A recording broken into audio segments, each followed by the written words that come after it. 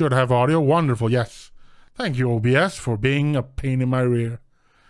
And thank you. Welcome, everybody. Thank you all for joining us for the season premiere of D&D Aetherseed Cycle of Stars, our D&D live play game set in my own little universe, where we've decided to move things to a modern era in this campaign.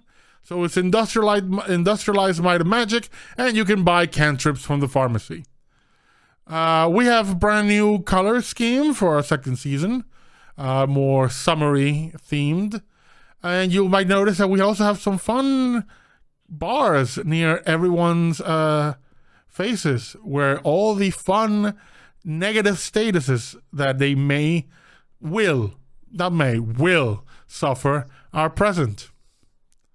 Before we jump into things, we'll just go quickly around the room, so to speak, and everyone can introduce themselves and who they are playing. I'll pick one of you. You can pick who goes next. Let's start with Nate. Hello, I'm Nate. I'm playing Errol Remanash, the Craggling Fighter. Let's go to Jade. Hi, I'm Jade. I am playing Will-O-Wisp Soul, or you can call her Will if you're her friend. Will-O-Wisp if you want to punch in the face. Fire Genasi Cleric Extraordinaire Cook. And we will go to Kat. Hi, I am Kat. I am playing RaQui MriTtyur, the Aarakocra Bard. Very excited for season 2. Over to you, Ash. Hi, I'm Ash. I'm playing Olo Proudburrow, the Lightfoot Halfling Rogue, and he's very happy to be a member of the Seekers Guild instead of in jail. Oh. Our previous season was a big murder / corporate / cult / international crimes syndicate mystery.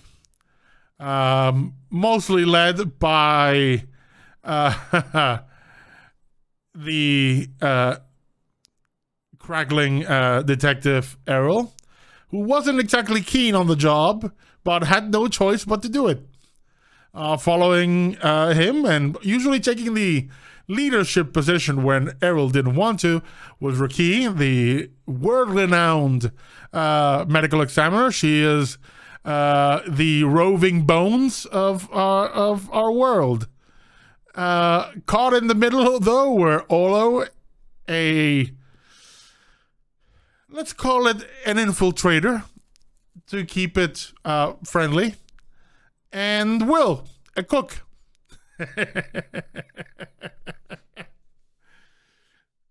Their adventure took tumbles and turns. Vans were destroyed, cars were totaled, new vans were gifted, fiendish shadow monsters were defeated, and eventually a big conspiracy involving essentially a virtual idol, a VTuber basically, was discovered and a stop was put to it. The people responsible were sent to jail, though one of them or two of them may have escaped. Maybe along with a rather dangerous gnome. But that is not important now, because at the end of our season, by slight coercion, slight manipulation, and just talking to their needs and greeds, every member of this team decided to join the Seekers Guild. The Seekers Guild being the Adventurers Guild of this world, now a multinational organization of do-gooders, so to speak. Though they tend to work more in a mercenary capacity, but it's a you decide what you pay kind of thing. RaQui also had some interesting news from her father, who eventually went, I love you, and I've left your mother. Will buried a friend and then got in bed with her friend's sister, who is part of the Meridian military. After a very short but very intense affair, perhaps more, Will had to leave to try out her new life as a seeker, going through the training and perhaps see what this new chapter in her life entails. Olo decided to accept a job from the nefarious school that taught him everything he knows, and he was swiftly discovered by his, girlfriend, who gave him the ultimatum, clean up your shit or forget about me. So he decided to join the Seekers Guild in order to clean up his shit. And Errol finally put things well with his mother. Discovered that perhaps there was discovered that generational trauma tends to go back many generations, and everyone carries a piece of hurt forward. And police work perhaps never really suited him. So now, in search for something new and something different, he's also joined up with the Seekers. But first, had a lovely vacation with his husband Corin to kind of chill and let go and not worry so much about everything. And besides, once he left, there will be some time before they could see each other again in person. Now, a couple of months have passed. So you have returned from your vacation. You have will have spent some time with the girlfriend, though the actual status of the relationship is still uncertain. It's still in that passionate puppy love, let's not get out of bed stage. Olo has been trying to make as many amends as he can, mostly making promises and trying to make sure that Aldara is not pissed off. And RaQui has been catching up with her dad and helping Volderies deal with what is still a monumental task in processing many, many bodies. But if there's one thing that RaQui likes in this world, it's handling dead bodies. She's weird. She is weird that way. Now it's time for you to leave. And you all assemble at the Seekers Guild, where you are taken to one of the basements where a platform with an inscribed teleportation circle is placed. And strangely, to those who have seen teleportation circles before, this one works a lot more like a Star Trek teleporter. There is a platform and there is someone with a control panel on the side to push buttons to send you somewhere else. Now, before we jump into this season, I'd like to tell you, the players and the audience, a little something. You all have people that are connected to you. Girlfriends, spouse, family, friends, allies. Depending on your actions, on your conversations, or how your independent stories proceed, we may find ourselves at points where I tell you that this is a turning point. A turning point is a moment when I, as a GM, give you, the player, complete control of this NPC to make one life-altering decision.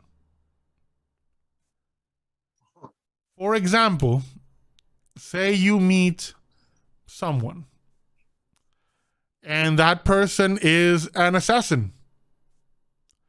But through your interactions, you find that that person might be better suited to a more benign area of work. It's not a simple case of a persuasion check. It's more of an ongoing story. But at one point, I may tell you, for example, RaQui, because in this scenario, RaQui has the most contact with this person. Let's say this is once a member of the Quiet.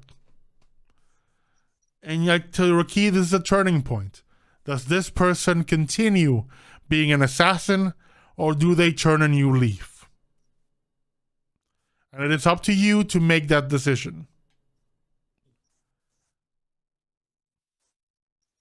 There is no good or bad choice. There are only consequences. Of course, the world itself will be affected, because we all have, every choice has ramifications. But at that point, it is up to you to make that decision. For now, no decision needs to be made. But we'll get there. You all stand on this platform, and with a few presses of a button, light envelops you and transports you somewhere else. The light dissipates and you find yourselves in a circular room, metal all around. There is another person in front of another control panel, similar to the one you left. This one is an elven woman, short crop hair, wearing a something somewhat disheveled business suit. The power pantsuit on. She looks at you, and there is a look on her face that she's been standing here for a long while. There is a hum all around you, though. Almost as if the metal on the walls reverberates. It is constantly present, and it doesn't go away. It is not loud enough to be obtrusive, but you can perceive it. Though you can clearly tell from the look on her face that she likely doesn't. Immediately, she looks at you and says, "You're the new ones?" That's us. Right. And she starts looking around the control and pulls out some notes, some cards, some flashcards. Goes, "Hello. We are pleased to receive new recruits." Moves the card.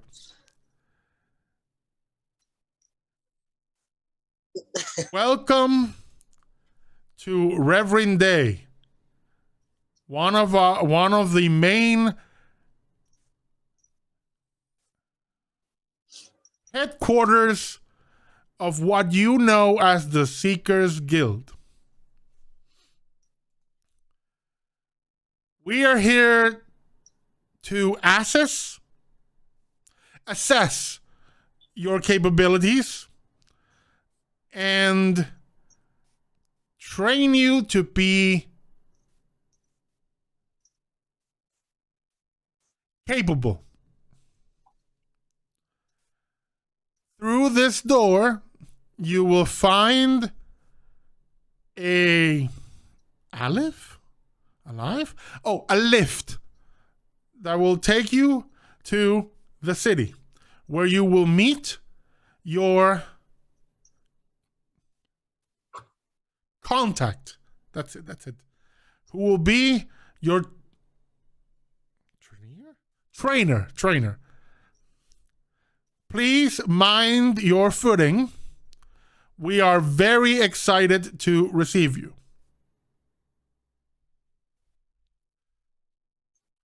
That door, please. Thank you. I didn't catch your name. Mira. Mira with an N. Yes.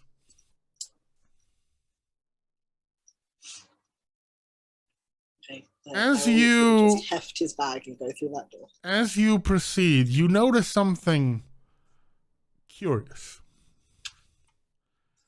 In the past, you had seen, particularly the Seekers Guild, you had seen the crest of the guild.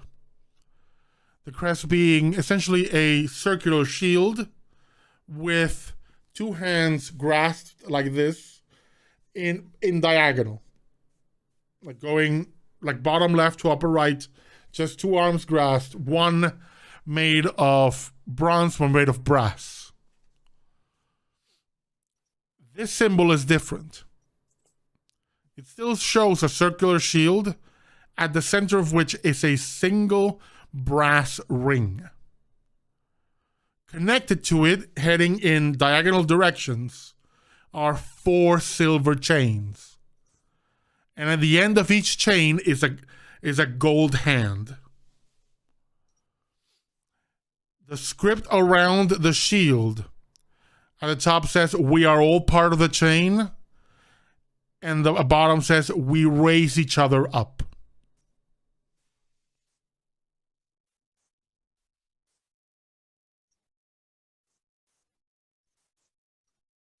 That mean anything to any of us? No, I will tell you straight away, this doesn't mean a thing to any of you. But it is strikingly different from what you had seen at previous interactions with the guild.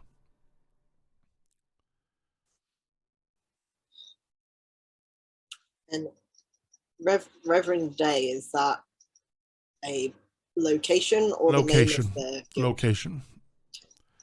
It's REVERIN''DEY.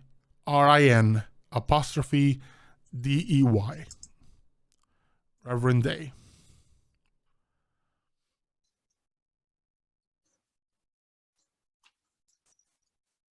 I'll paste it in our chat so it's easier for you.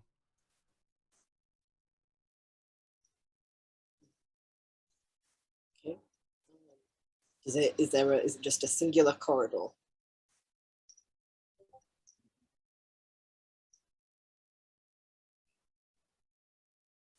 It's a singular corridor. And walking, as you go on it, walking towards you is a figure.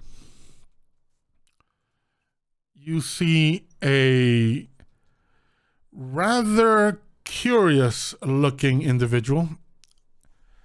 He is dressed in a very colorful, almost like Hawaiian pattern shirt. Just lots of colorful leaves and berries, very nature typed.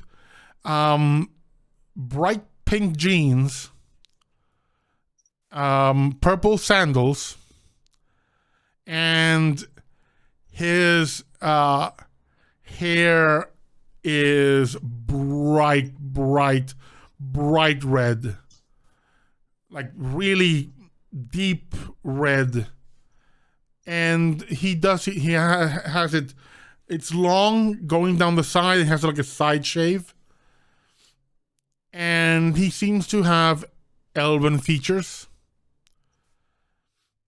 And you can almost, as he walks, you can almost somehow, they come in and fade out, but you can almost see as if leaves fall out of his hair. And before they hit the ground, they fade. He has a neutral expression. His eyes are all as deep red as his hair. And he stops in front of you. So, I'm going to guess that you are the ones Timothy recommended. Yeah, that will be us. Wonderful. Errol My will have name is Darbus. Darbus Tomain. I am one of the leaders of this place, this city, this training facility, city There's a lot. I'm going to also be your trainer. I'm going to be the one to determine if you're going to be of any use or if I have to mold you into something, well, worthwhile. Because if you're going to be part of the Rising Link, we don't need any weak links.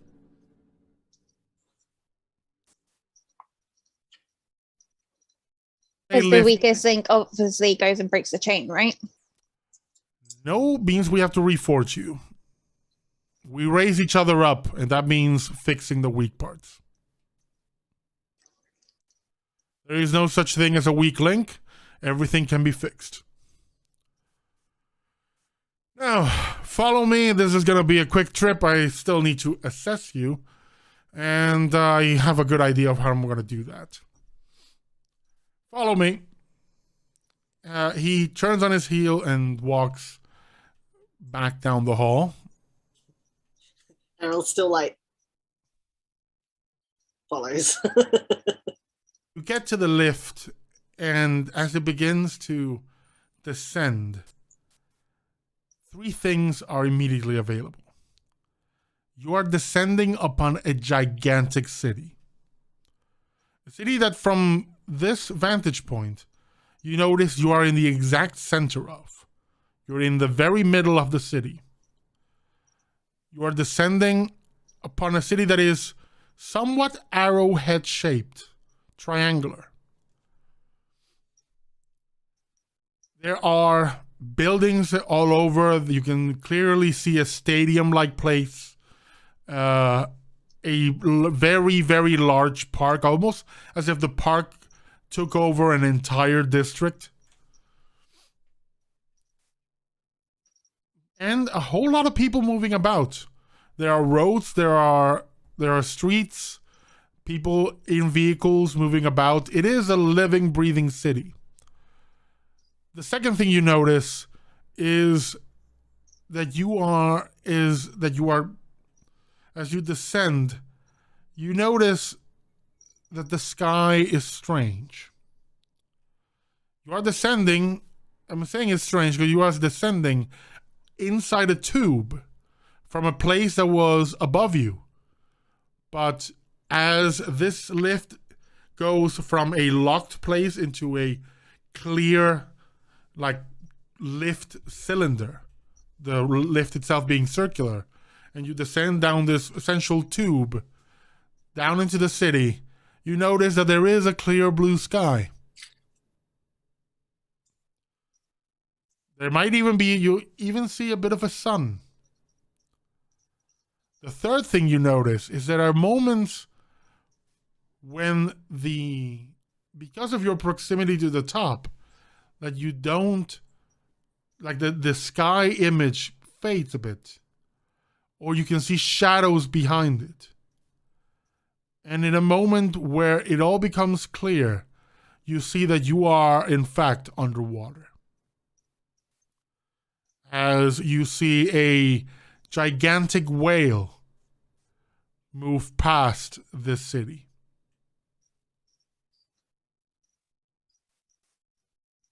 The lift descends and gets to the bottom, where a small golf cart, or the equivalent, is waiting for you.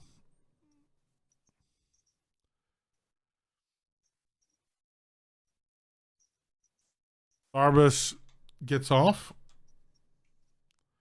walks towards the cart and sits at the driver's seat, though there is no wheel, there is no way to control it.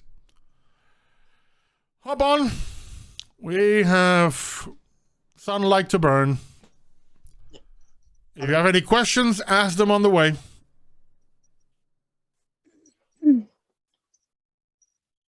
As you all get on, he just taps the console.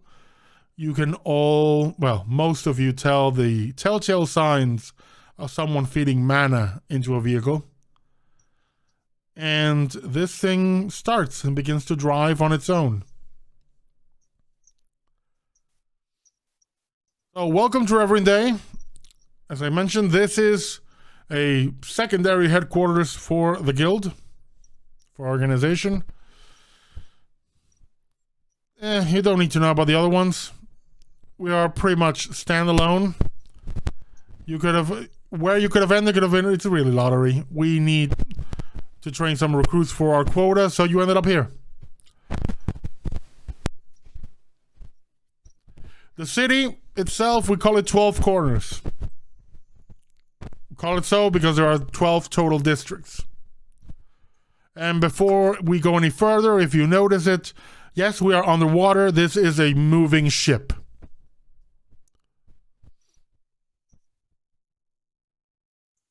There are 12 corners, 12 districts, 8 here in the upper deck, 2 more on the medium deck, middle deck, and 2 more on the bottom deck.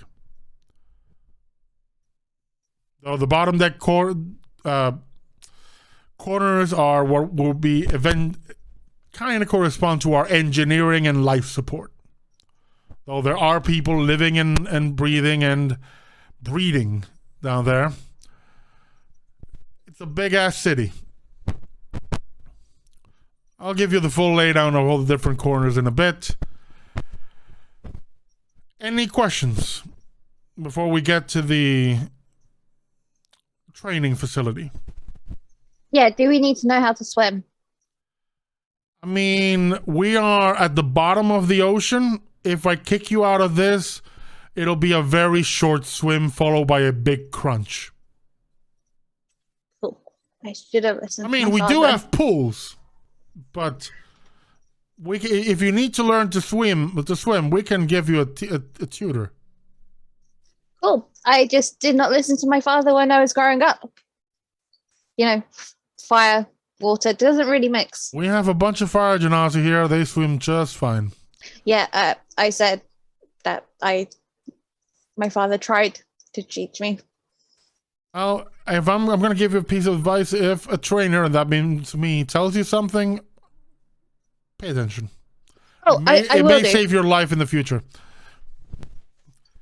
I'm not a child anymore. I think I can pay attention when I need to. Glad to hear that. Then we'll get along swimmingly. Any other question? Cool. Yeah, normally people would be asking why no one is using the name Seeker, but fine, cool. I don't give a crap if you don't have any questions. And we're here. And we're here. And the cart stops at the entrance to essentially like an Olympic field. There's track, there's spaces for other options, gymnastics, bit of everything. And he's like, okay, let's go right up to the grass. Okay, I need to assess how capable you are, so draw your goddamn weapons. Let's have a bite. Let's have a fight. I'll promise you I will not even use remotely any of my skills. I'll not even use a weapon. Do your worst. Impress me. Roll initiative.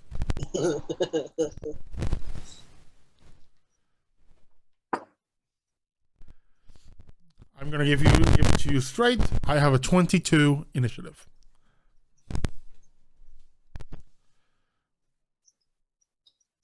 Be all right. I got a 26. Awesome. 18.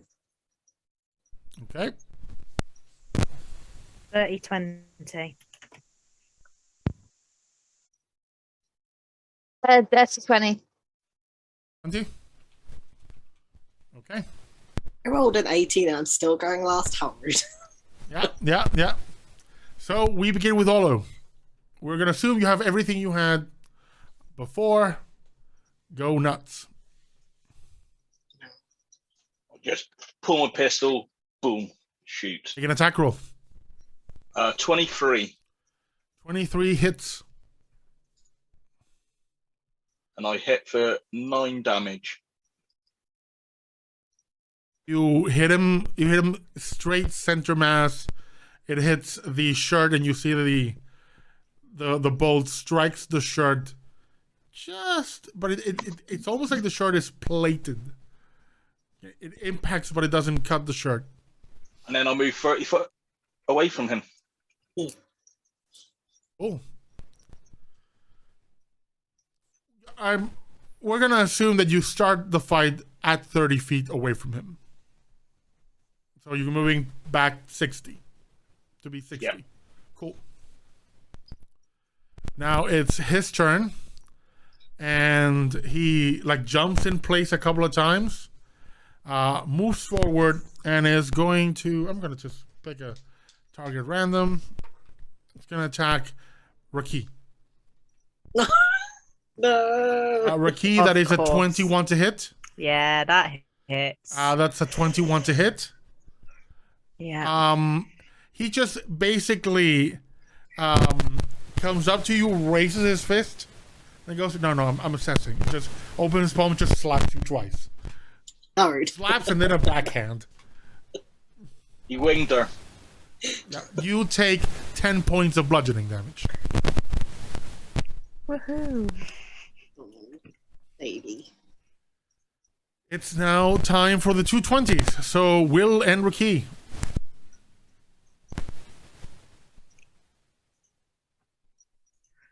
So we're hearing someone's mic is cracking. I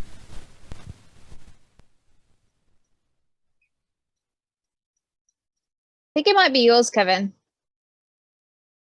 I mean, do you hear it cracking? I could hear the cracking before, but I don't know whose it is. Could be that I moved and, was another sound that got picked up.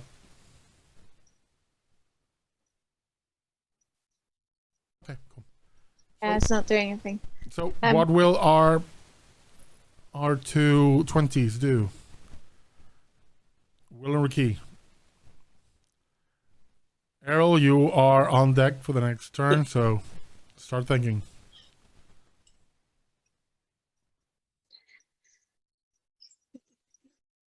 I am going to, I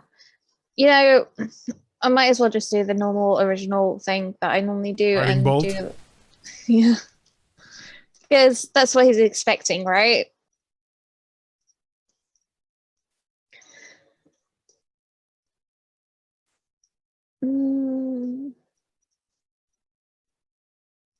Yeah, okay, let's do it. Guiding bolt. Okay, cool. A dirty 20. That does not hit. Oh, interesting. Okay, you got some things up your sleeve. Okay. You channel this energy and throw it at him, and he literally takes a step forward and it passes behind him. Okay then. And then bonus action, spiritual weapon. I've got to have my trusty frying pan. Hey, go it. Good. The frying pan appears. The frying pan of doom. You get to roll with it too. You roll an attack with it. Yeah, it's not gonna do anything because it's 17, and if my 20 didn't hit, then 17 is not gonna hit. He stops the frying pan with one hand. Oh, he high-fived it. Yeah, he high-fived your for maximum insult. He high-fived your frying pan. Yeah. Wow. And RaQui? I'm going to use Firebolt,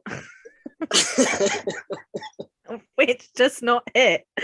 And as a bonus action, I'm going to use some bardic inspiration. Let's give it to Olo. I should give you. No, not for this.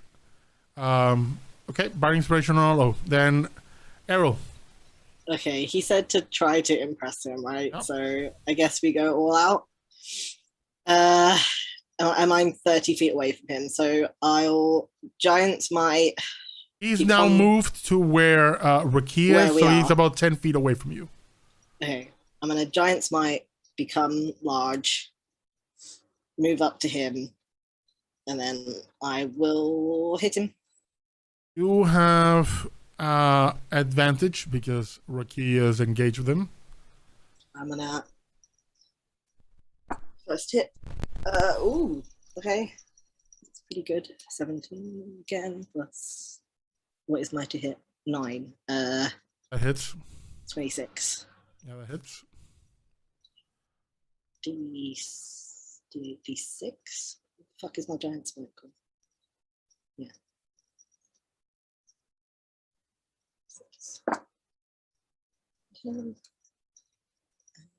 13 damage for the first attack. And I get an extra attack, so let's do another attack. I'll miss. How much you roll? It's a 5 on the dice, so it's not gonna Yeah. You come down with the hammer now That's growing in size, and you hit him in the back, and then with a swing you turn and try to hit him. You know, hit him in the face, and it just stops your arm mid swing. Oh, could I have on the first attack? Sorry, could I have also activated the fire rune? Sure. It's the special, so I guess it's not a bonus action or anything. That is a 25 on my save. Resisted.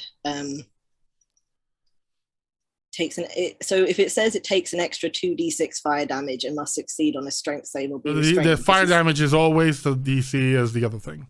Okay, so take 6 more points of fire damage if he takes fire damage, which he might. He does. At this, actually, yeah, at this moment he does. I figured the fire motif might be. But... You hit him. You actually, this time you do hear there is a clang where you hit him. Even though he's just wearing this Hawaiian-looking shirt. And the flame does spread. But again, you go to double up, it just stops your arm mid-swing. Olo.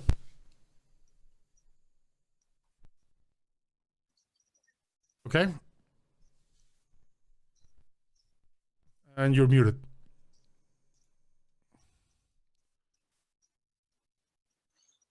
Yeah, I'm just going to shoot at him.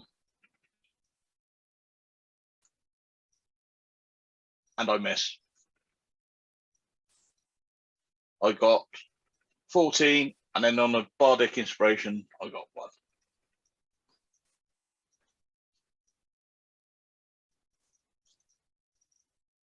And that's me. I mean, you have advantage because he's engaged with your allies. Oh yeah. I forgot.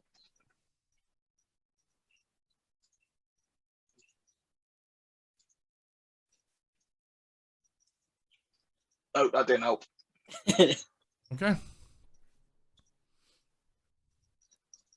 Cool. It is his turn. RaQui, I need an opposed athletics check from you. That is a 22 from me. No, I can't beat that. I've got -1, even with a natural 20. He snatches your weaver out of your hand. Oh. Drops it on the ground and crushes it underfoot.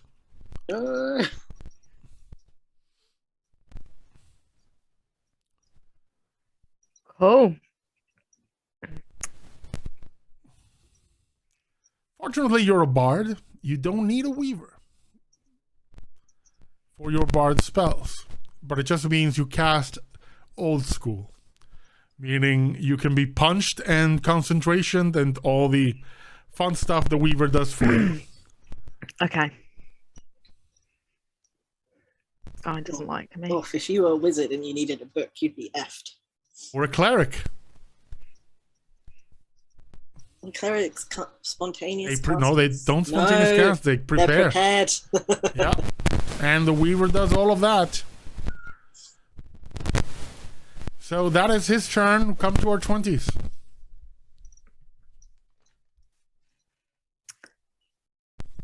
If I try and move away from him, is he going to get an attack of opportunity? Most definitely. Unless you disengage.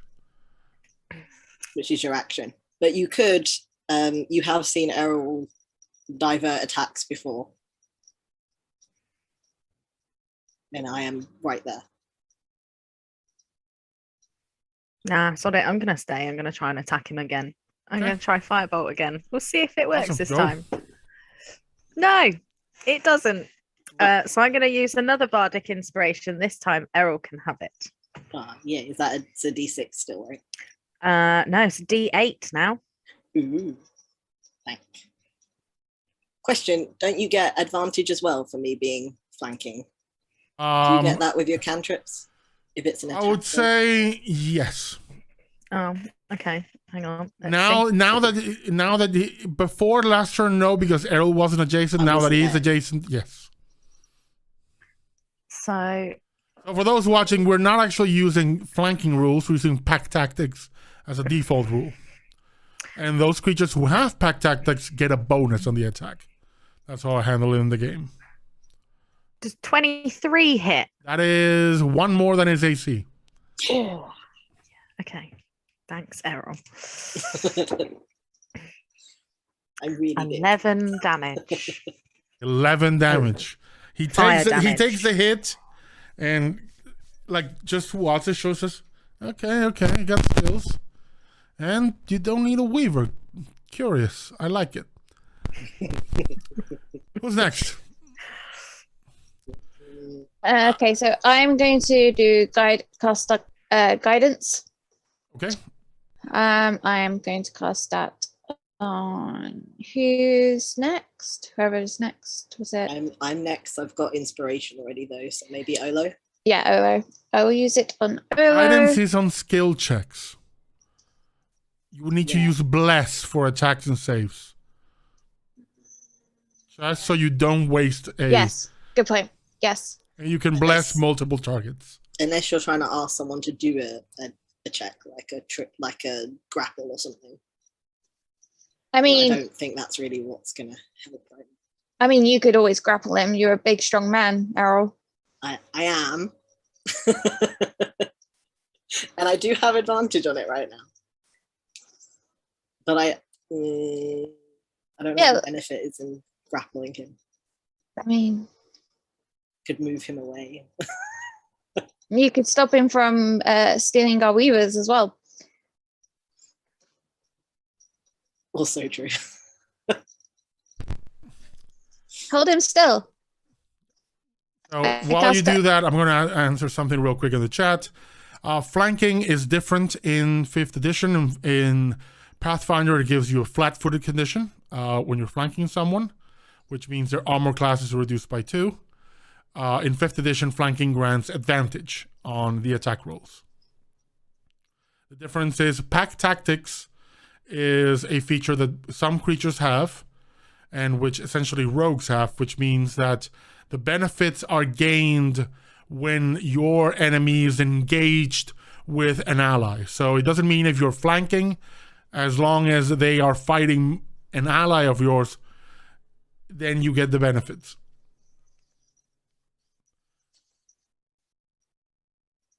So you cast Bless then? Or Guidance? I use guidance on Errol and say, grab him. Okay. And then I will try and hit again with my spiritual weapon. You have advantage on the bong, on the kabong. Okay, so natural 20, which is a 26. Holy frying pan.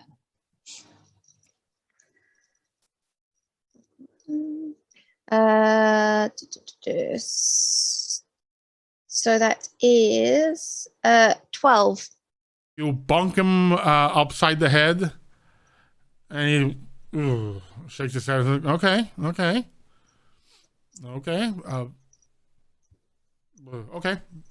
It's like a gong, but it's not because it's a pan, not a gong. Hang. Has the same. Okay. I like it. I'm liking it. I'm almost good. Says, come on, big man. Show me something. So she said to grab him. So Errol will try. Can I try to trip him, hold him down, or is that a 2-action thing? That is, you first need to get him into a grapple, and then you can use your action, your second attack to do that. I'll attempt to grapple. I have advantage because runes. see what I get. Plus my. Okay. 16 plus bardic inspiration. 26. You grab him. I'm gonna attempt to trip him. Is it another athletics check? Or is it like a reflex save? But I don't know what the DC is. If you had the grappler feat, I would say no, because pinning is something that gives you. Because you don't have it, I'm going to say yes. It needs to be another grapple check. Okay, no bardic inspiration, no guidance. Just still advantage, I think. It's not just one. Mine was cocked. I rerolled. It's bonus. You have advantage on strength checks, and strength in athletics is a strength check. So still advantage. Ooh. 24. I rolled a nat 20. No. All right, You try to pin him, and he actually reverses. I have to, as with you, I have to honor the nat 20. He reverses control of the grapple as you grappled now. It is Olo. Rude. I was actually quite happy Errol didn't take him to the ground, which would make him harder to shoot in the face. Yep. So he pulls out his pistol and once again tries to shoot him in the face. Advantage? 28. That hits. Base 9.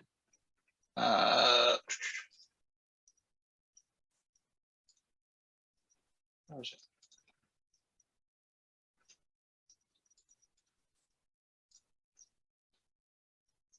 So 20 points of damage.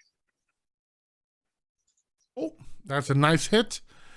Your bolt strikes. He looks at you, shakes his head, kind of okay, kind of nice.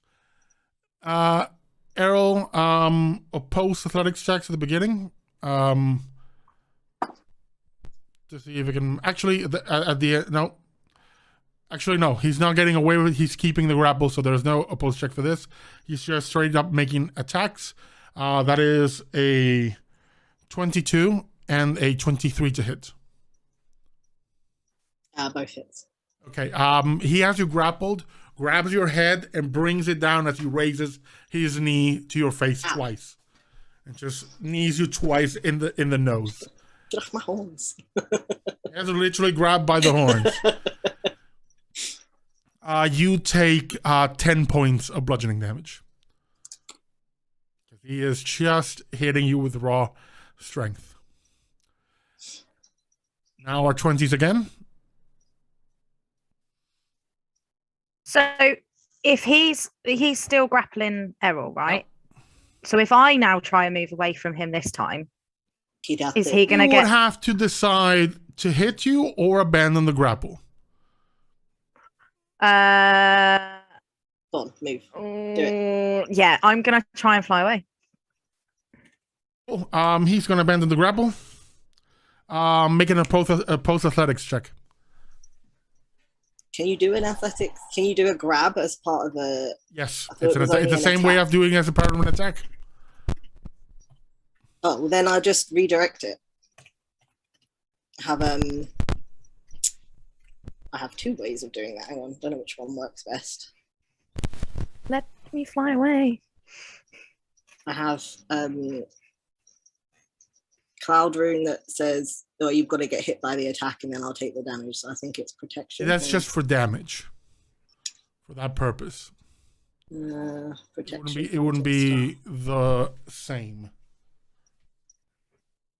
Where is my fighting style? And that one is for a specifically says attack roll. Oh, okay. This is you can use grapple is something you can use as an attack, but it's an ability check. Okay. The language does not permit it. So make the opposed attack check. It is a 22 for me.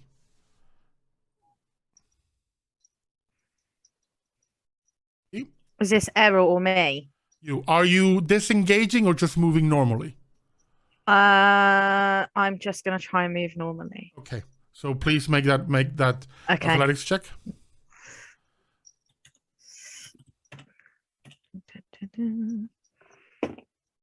Mm, 11.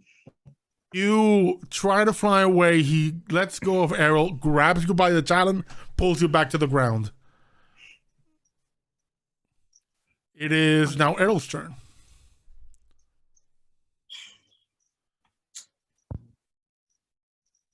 I would like to break the grapple on RaQui if I can. You can do it with the shove attacks, just straight up opposed athletics. I'll try that again. That's another natural 20 for me. So you need a natural 20. Come on, advantage. That's a 17. I'm gonna allow it to just be allow you to beat it by just number. As a reaction, can I cast Silvery Barbs, please? That's a good idea. Sure. Which That is a 12 then for me. Because of the disadvantage. But you don't get more advantage. Don't get triple advantage, Errol. What?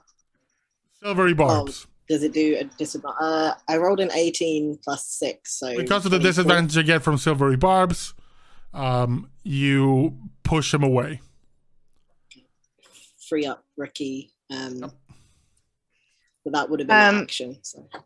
as the different creature that I choose that's in range, to give advantage on their next attack roll, ability check, or saving throw, can I give that to Olo, please? What is the range? Within 60 feet. That is exactly the range between you and Olo, so yes. Super. I don't think I can do anything. Well, I could action surge and then hit him. Maybe I'll do that. Yeah. Action surge. Shove is part of an attack. You can still do your second attack. Oh, cool. I didn't know that.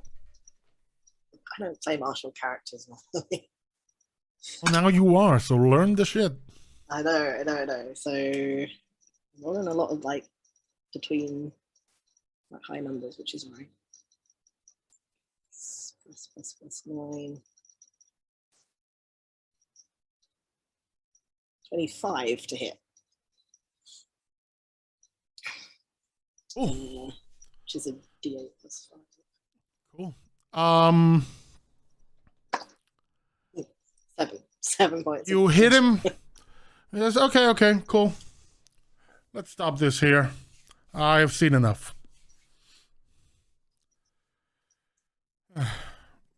Oh, I really want to give you guys a little show of a real fight, but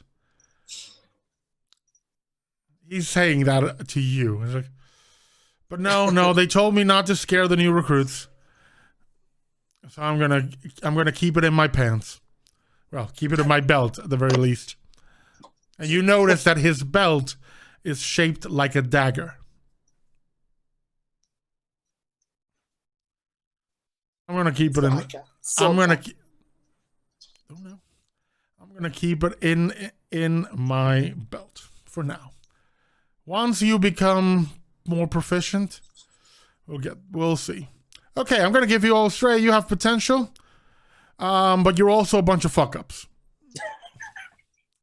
I'm going to be molding you into not such fuck ups. Two of you were thinking tactically. The big hair lady and the Arakokra, you were thinking in complementing skills. Support, boost, enable. You are not fighting as a team. You, big dude with a shield, not even attempting to intercept enemy attacks. Tried to put him on the ground, which would have made his shots and their spells harder to hit. You all need to do two things. Either A, figure out who's the leader and tactician of your team and follow their commands, or work out your priorities and your tactics. Because if I had used even a modicum of my actual skills, you'd been fucking dead. Also, for the 2 spellcasters, invest in some straps, something to keep those weavers hooked up to you. If you need to sew them to your skin, do so. Everyone looks at RaQui. Because if I can just take them from your hand, you have skills that allow you to work without a weaver, but you lose the tactical advantages of a weaver. I'm going to go on a limb and look at you, Will, that if I take your weaver, you are fucked. I have a question. Yes. A DM question. Yes. Yes. Yes. If I stick my weaver in my hair, can I still use it? No, because it needs to be in your hand. Okay. Someone will chop your damn hair off and then you'll be mad. I know. And as someone would say, you're all just he's just dealing you 20 points of emotional damage. No. It's all right, Will. If you want it like funkily stitched to you, I can arrange that with some nice sewing techniques. I do not trust your sewing techniques. Thank you. I mean, you have all, from what Timothy told me, you all survived some shit. I'm kind of surprised. Must have not been too hard shit. Oh no, I'm also surprised that we survived as well. There was very many close counters. So what you're going to work on, and this is my homework to you, the players, work out how your different abilities can complement one another. Because as of right now, and if you think the previous season's combat was difficult, I'm going to just put it mildly and as kindly as I can. The kitty wheels are off. For now, I need you to all, give me your weavers. All of them. Hand them over. I mean, no, I don't have one. You already crushed it. He takes yours from the ground. There's pieces falling off it. He just puts a hand behind his back, pulls out a new one out of thin air. Just puts it under yours. Says, okay, data and numbers have been copied. Here you go. That's lucky. Thanks. What happened if that hadn't? You couldn't do that. I mean, you don't seem to have that many numbers. Yeah, RaQui. I'll hand mine over. There's some very important things on there. He pulls out another one out of thin air, copies all the numbers, and there's an inventory of the modules you had. Same for you, RaQui.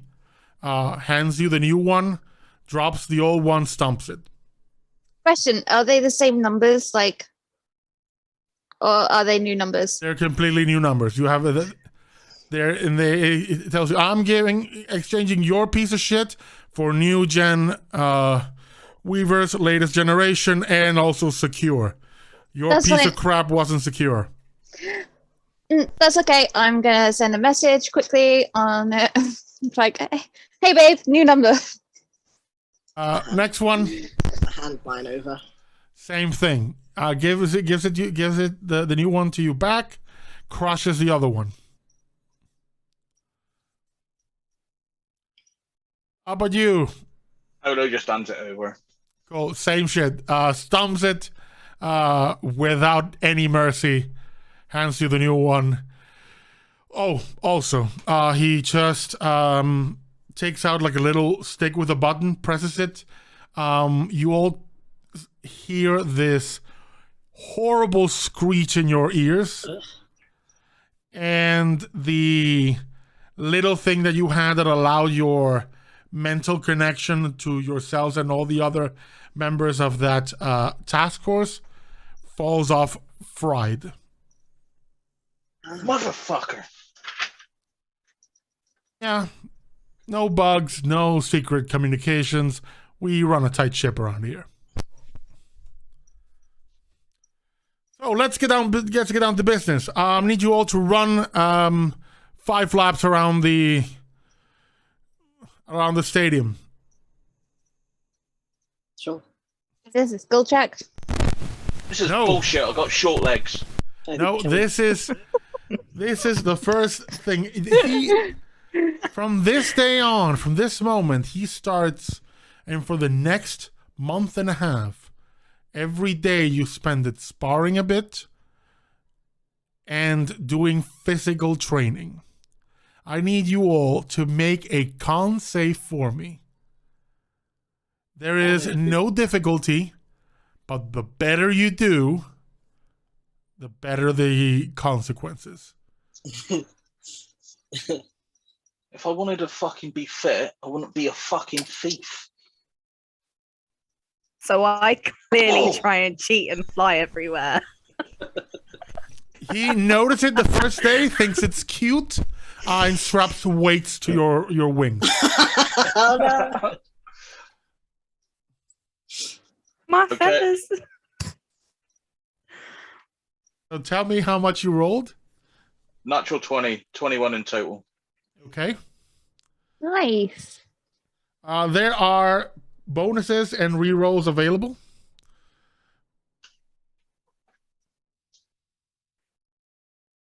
I rolled a 22. 6. 22. Nice. And RaQui?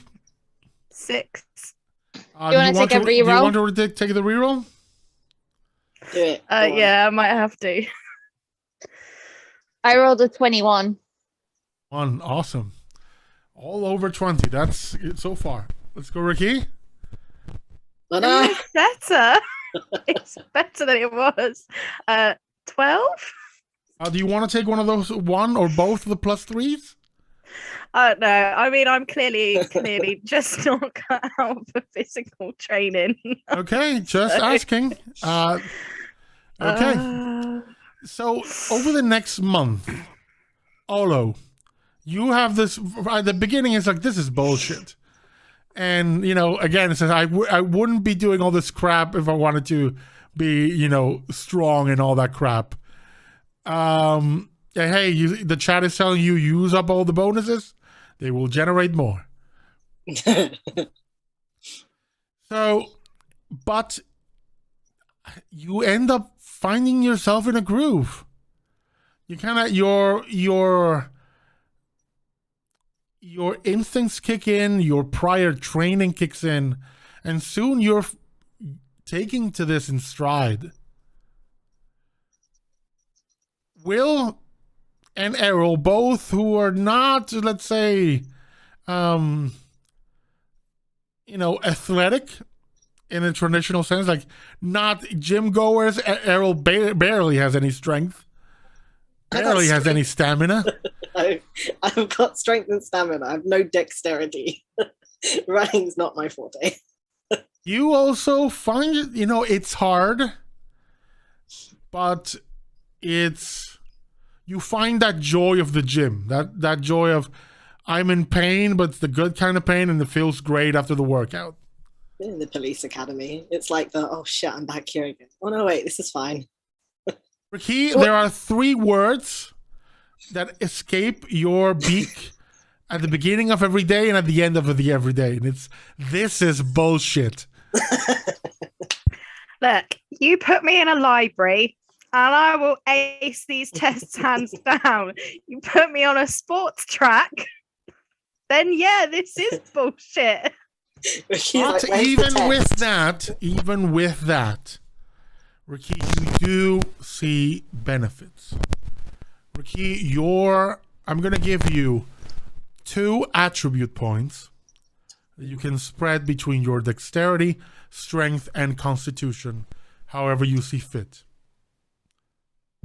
For the rest of you who rolled higher than a 20, not you still yet, not yet, although because you rolled a natural 20, and I will respect that. For Errol and Will, you both gain 4 points. You can spread. For attributes between 10 and 13, each point is 1. From 14 to 16, each point is 2.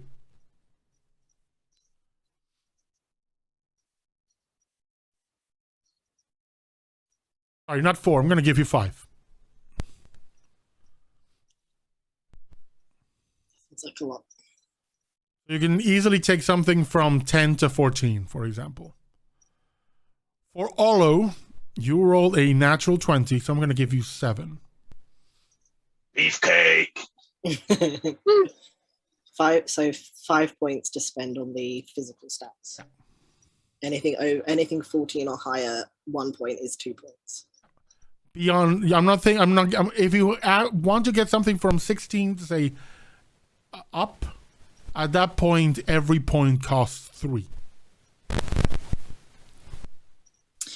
It costs 2 points to get a point. I see. Not the other way around. No. So, getting from 10 to 11, 1 point. 11 to 12, another point. To 13, the third point. Then to 14, another 2 points. Imagine it's like a point by system. The higher the attribute, the more each increment costs.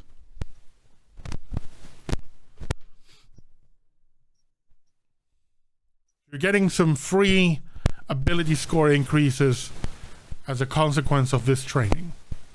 But I'm doing it as a point by system because it'll likely benefit more your lower stats and not that much your higher stats.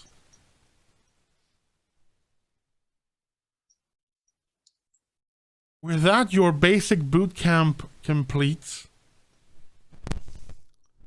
RaQui, the weights are removed from your wings. And you find that you fly much easier. You have developed some wing muscle. Your wings are beefy now. Beefy wings. Now your wings are bench pressing. With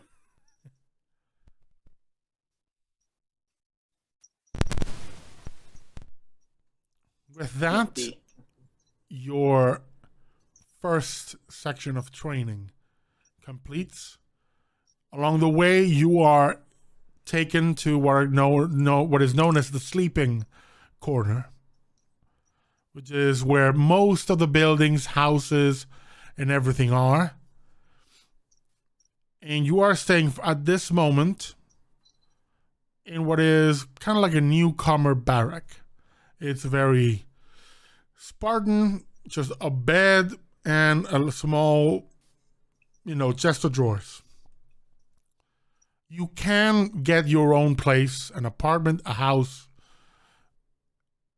but it costs. There is an economy at work here, not with your traditional money. It's more done in terms of service.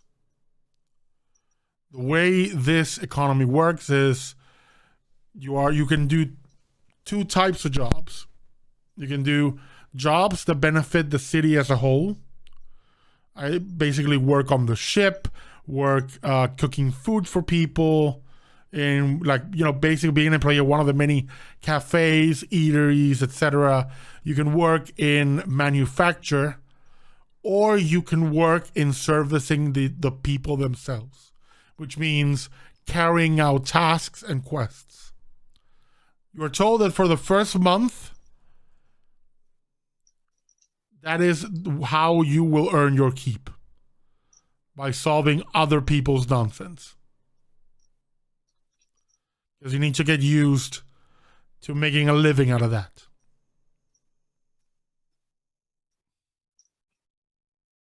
After the first month, and after the training, you can choose if you want to. There is space for everything, so I'm going to just ask you, do each of you get your own place?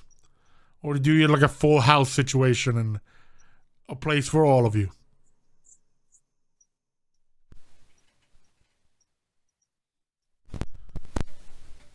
I'm up for either. If y'all want to stay together, I don't want to pay for my own house. Okay, if you guys are fine with staying with me, that's fine. I can cook you guys food. Yeah, unclogging that shower from that molten hair, though. Yeah, I know. That's why I was like, I'll see what the others say first. I'm gonna look for somewhere with 2 bathrooms. That's the girls' bathroom. I might just nest in the roof. On a ship. Well, no, if we're going to get a house, I'll just nest in the roof, In the chimney. But it's a house. Why not? On a ship, city. Yeah, it is a ship. It is a gigantic submarine that has a city in it. It is massive. I mean, okay. Oh, if we're pooling resources and getting a house together, then Errol says, let's get space. We need somewhere with a really good kitchen. You can, after this game, I'm going to give you a sheet. You can customize this house however you see fit. Based on that, I'm going to give you a cost. And that is basically the maintenance cost for the place. And based on that, your characters might need to take more complex, more dangerous tasks. So we're taking tasks to earn money, right? That's this. It's more that they work on a system of credits. It's essentially money, but it's their own money. Though in terms of, for the most part, necessary goods like the weavers are provided, and as are the tactical extensions. So what used to be the spell weavers, so the mage knight, whatever, those are provided. So you are given the new ones for free, because that is what's considered necessary to do most things. Beyond that, like specific modules, groceries also provided. You can get anything you want. But getting actual food, getting actual modules, getting tools, getting that sort of thing for your own use, those do cost credits. The costs are equivalent to what, the money you had, the money cost in the, where you were in Maru, just to make things easier. But you earn it as an adventurer would, basically. So question, you said groceries are provided. Yeah, are provided. Like basic groceries are provided. If you want something a bit more exotic, because the corners, the 12 corners, there is, let me just find my notes here.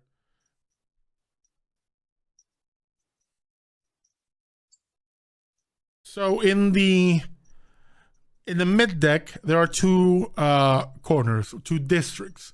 There's the living corner, which is everything about like animal husbandry, chickens, cows, weird animals, magical creatures, both for riding and eating. And there's the building corner, which is the manufacture. So that's where the crafters are.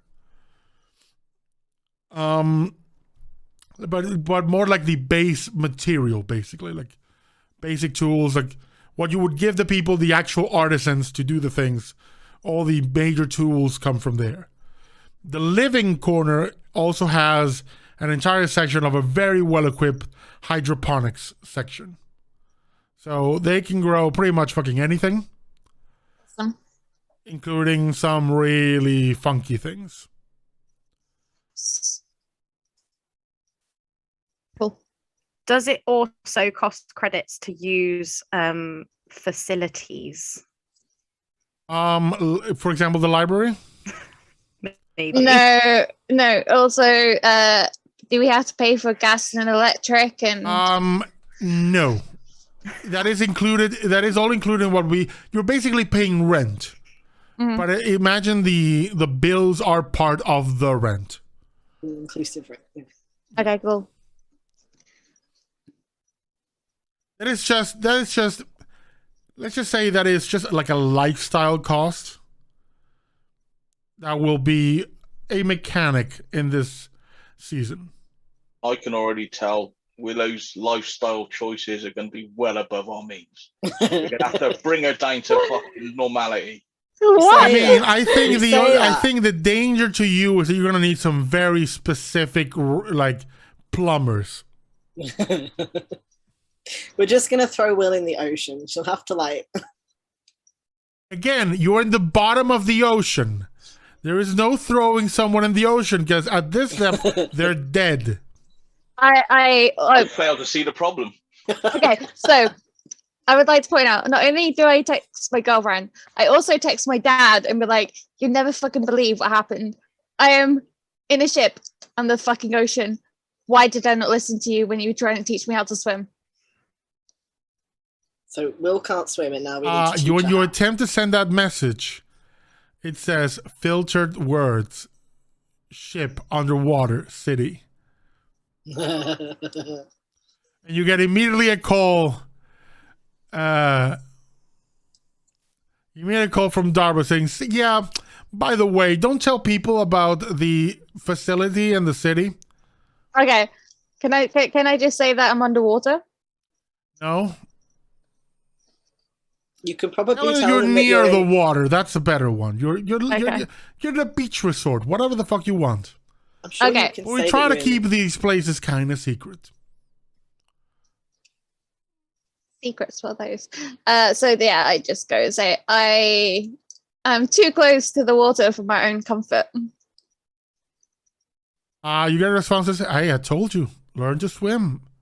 It's good. No, it's really not. I don't text that back, but I'm just like, no, it's really not. I'm going to ask you, do you take the opportunity To learn to how have to someone swim. teach you how to swim? Yes. Good. For the next... Only so that I can take some bikini pictures and send them to my girlfriend. Hey, that's an interesting option. I was gonna offer Errol to teach you how to swim, and now I think he'll teach you. And when you start like taking photos, he's like, "I'm out. It's someone else's job." Oh, I'm going to ask. Let's say after the first month, you do random bullshit all over the place. Part of it is so you can get used to the work, and also so you can kind of get used to moving around the city. Everything has a purpose. You're also introduced to the leadership. The leadership is called the Oxen Accord. There's 3 members. One is called Mother Ash. She's a fire genasi in like these flowing fiery robes. Who's a sorcerer. She can definitely swim. Garen Lightstock, who is a tabaxi. And one Darbus Tomain, whom you're already acquainted with. They explain to you that the way it works, the way the Oxen Accord works is they are the 3 most powerful people in the city.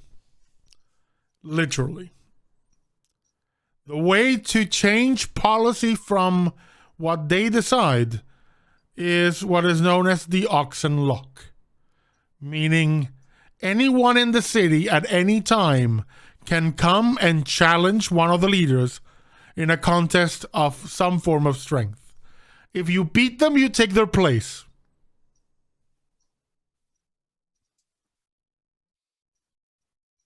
It is simple, it is brutal, but it's fucking effective.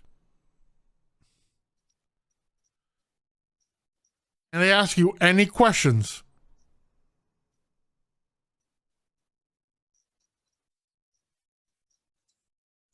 I'm going to take the silence as a no. Any questions? No. Olu's still surprised that the form of government in this place is whoever can beat up the top people gets to make the choices. And he realizes that's probably a bad idea. You want to tell them that? No.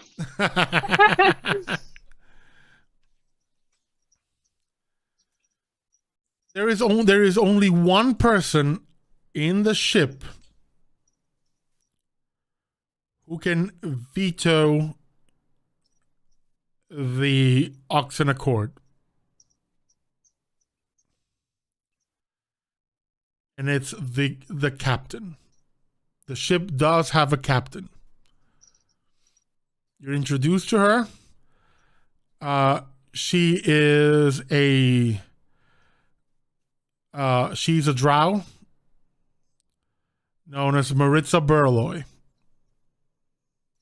Mostly just known as either Skipper or Whirlsong. If she doesn't agree with any of the policies, she can say no. Because it's my fucking ship.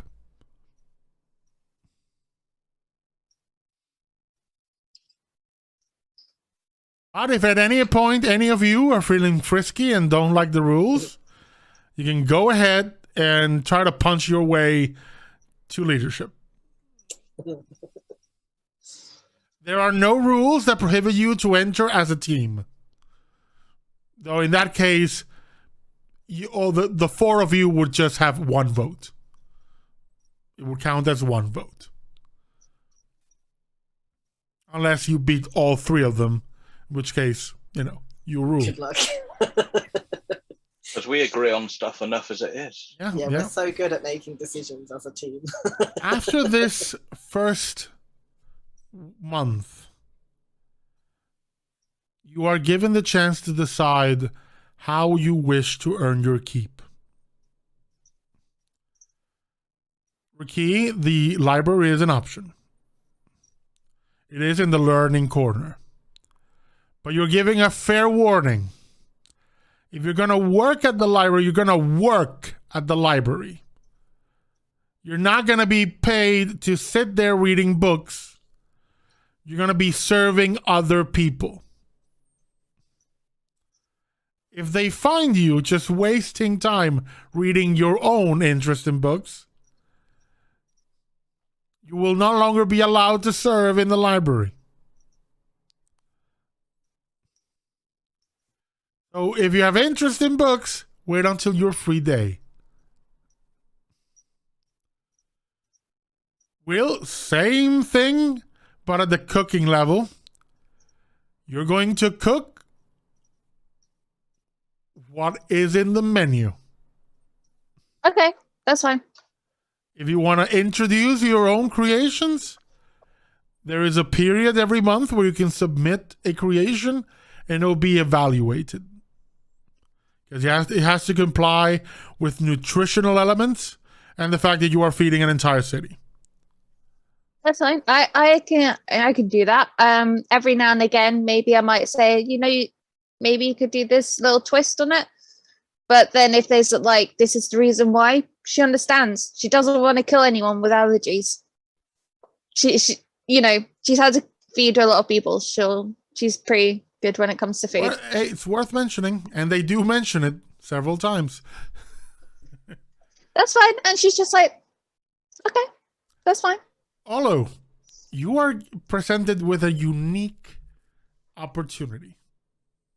Darbus approaches you and says, I've read your file. You're a thief. Ex-thief. You've stolen things. You're a thief. Fuck off. You're a thief. You're an infiltrator. You got skills. Good. You have different options. You can attempt.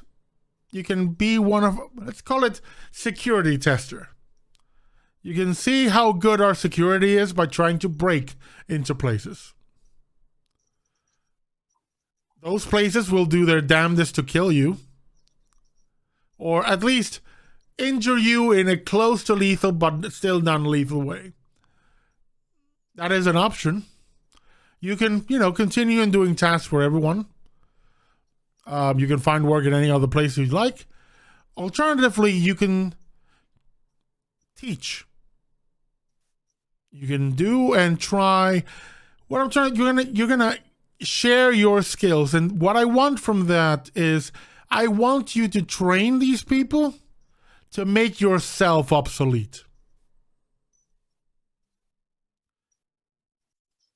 Make them good at dealing with people like you, or make them as good as you are. I mean, along the way, you'll improve in your own ways.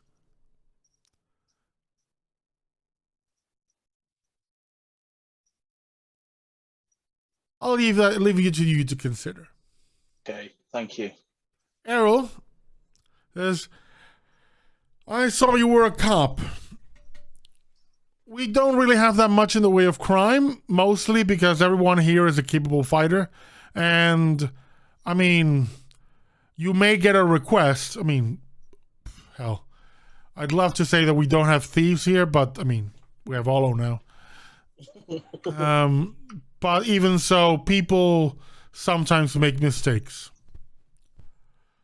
You can choose to serve in that regard, but honestly, that just means serving people's requests. Because we don't have that many, compared to other places, we don't have that many crimes or even murders or anything horrific happening, so it's more on a case-by-case basis. By that corner, you can just simply just do what people ask you to do. I do see you had some minor experience as a social worker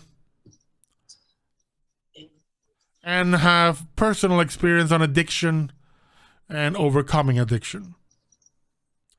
So I give you the option of being, an aide or something of an assistant counselor at one of our healing facilities, because we do have to deal with people from all walks of life.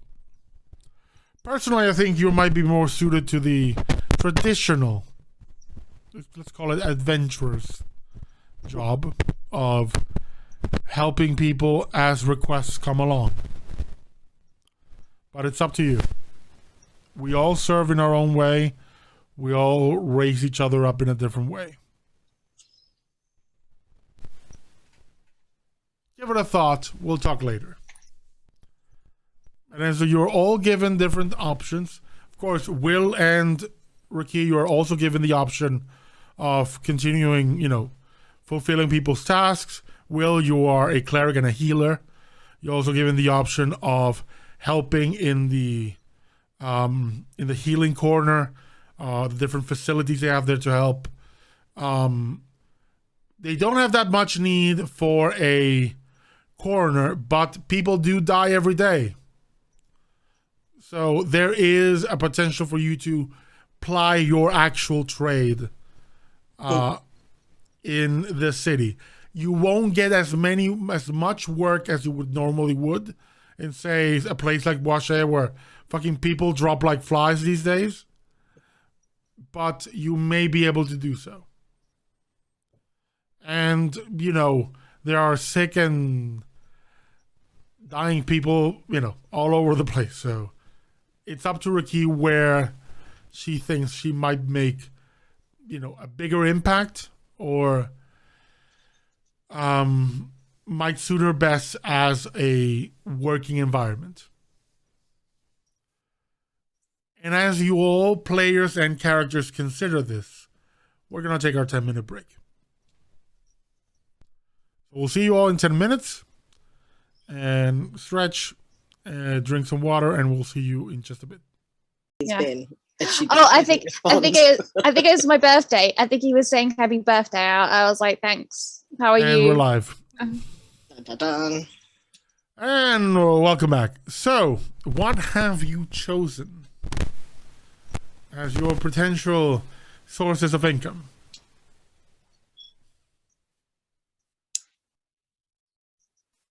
I'm 100% being a chef. Okay. Errol? You know, I kind of think Errol would like to try to help people still. So he'll try his hand at this counseling thing. Okay. It's not like he hasn't been on the other side of it. Olo?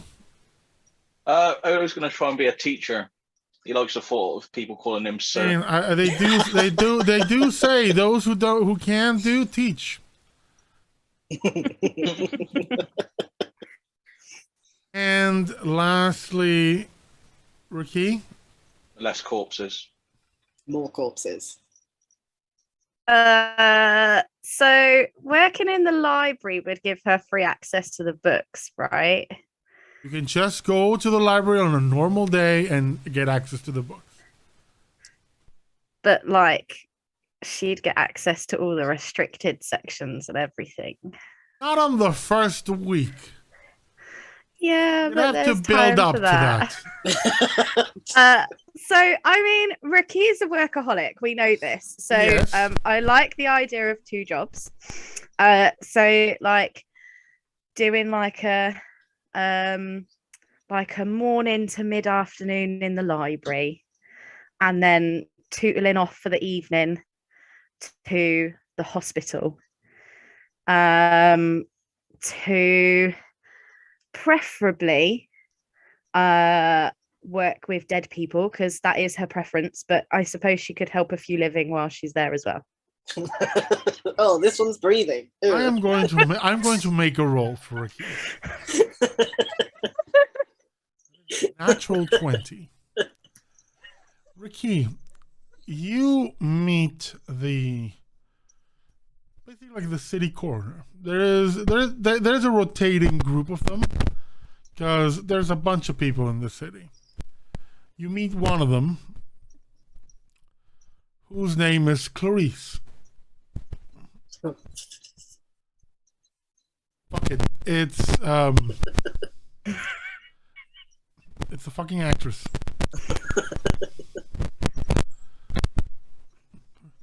Quickly, actress in Silence of the Lambs. Oh, Jodie Foster. Yeah, Jodie Foster. Yeah. It's Clarence. Well, he Clarice. calls her Clarence. no, it is Clarice. It's Yeah, Clarice. So it is. Clarence. So it's Clarice, and it's fucking Jodie Foster. We'll make it that it's quicker. She looks at you and says, "Huh? I don't mean we just met each other, and this might seem like a weird question, but do you get like weird vibes near dead people?"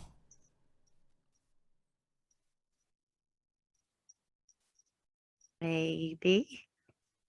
All right, cool. So it's not my imagination. Cool. Okay, no worries. Weirdest And encounter begins to walk out of the room. What? Why did you ask? Oh, it's just you got a ghost with you, and I just thought you might have a connection thing. Sorry, what? Yeah, you got the ghost of not a cocker like you. They're just right over your shoulder. Oh.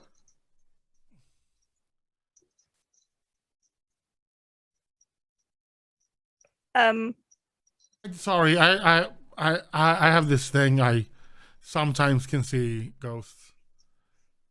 I think we need to like have a coffee. Let's do it up there. I'm really tired. I've just done a double shift. We can talk later. And she very tiredly turns around and leaves.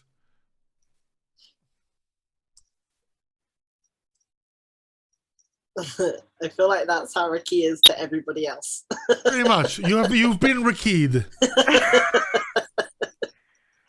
Oh, by the way, there's a ghost, leaves. Now, Darbus comes to you each.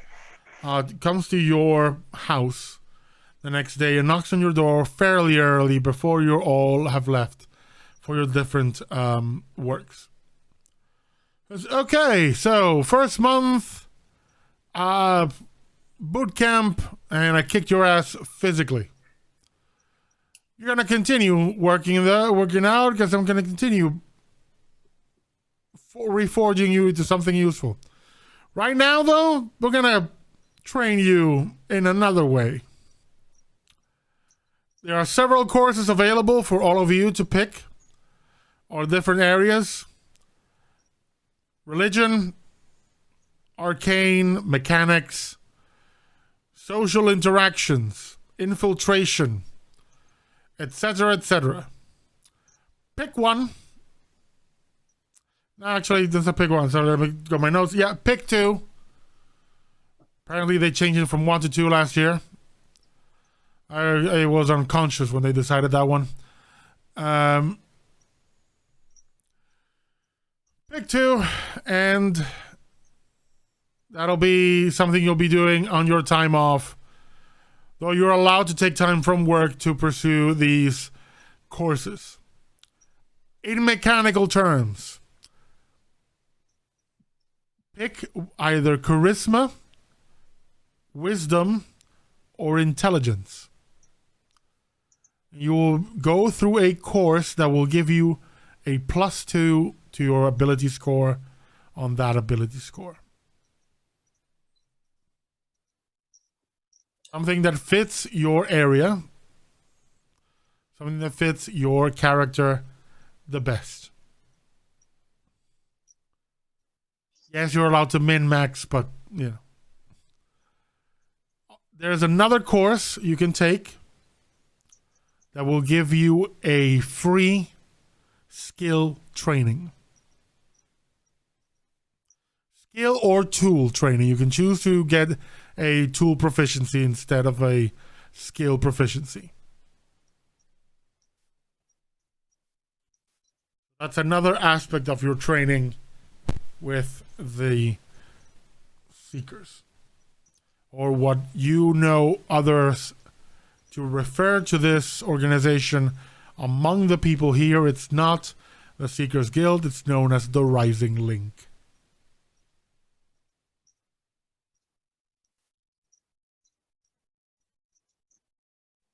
With that,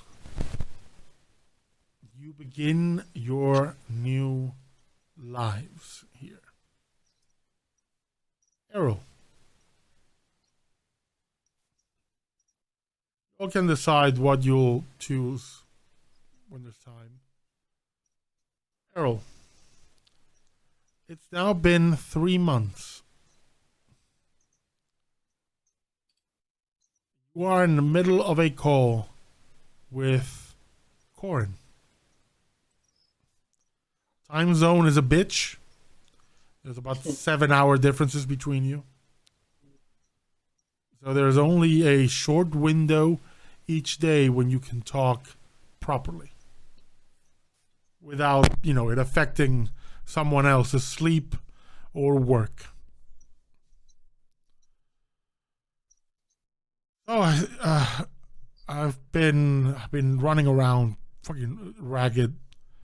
We're still rolling out the new generation Weavers or the changes in the tech. It's just crazy. I've been having dinners with your parents. Your mom, she seems happier. Glad. She seems happier. They're asking a lot about you. I've told her what I can, but I should give them a call. Yeah. I sent them a few messages, but I really should call them. I just guess I've been. My mother insists I should return to the sea for a bit, but I don't want to see my mother. Is there a reason you don't want to see your mum? No, she's annoying.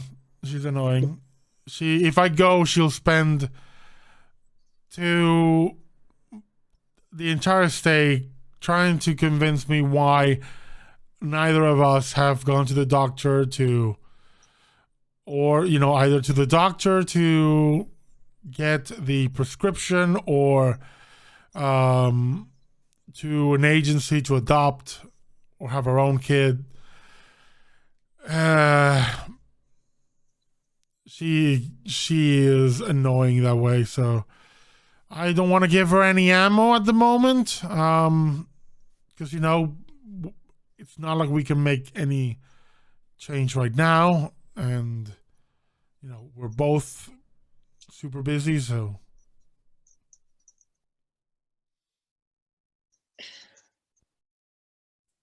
I feel like that's a conversation for when I'm home. any idea when that will be? I don't even know when I'm leaving.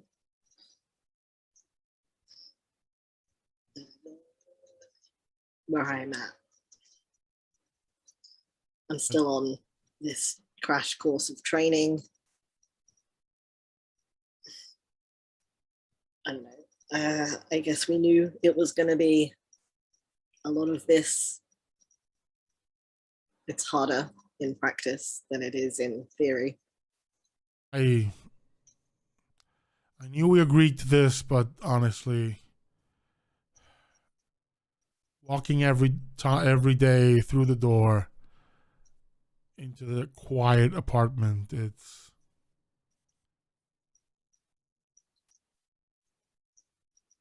like it. No.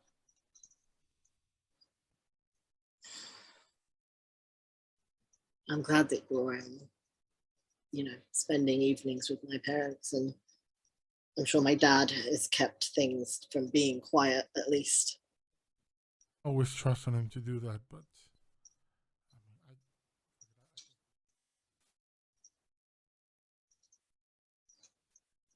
It's not really, I don't know.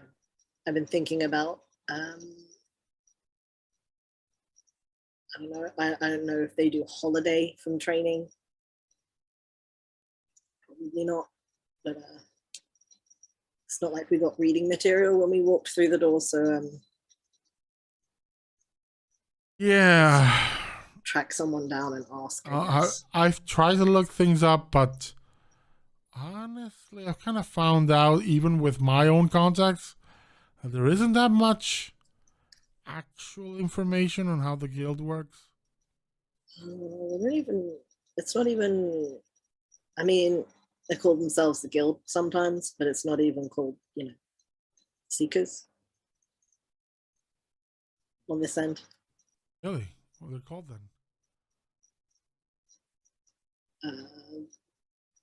They call themselves the complete thing. The Rising Link.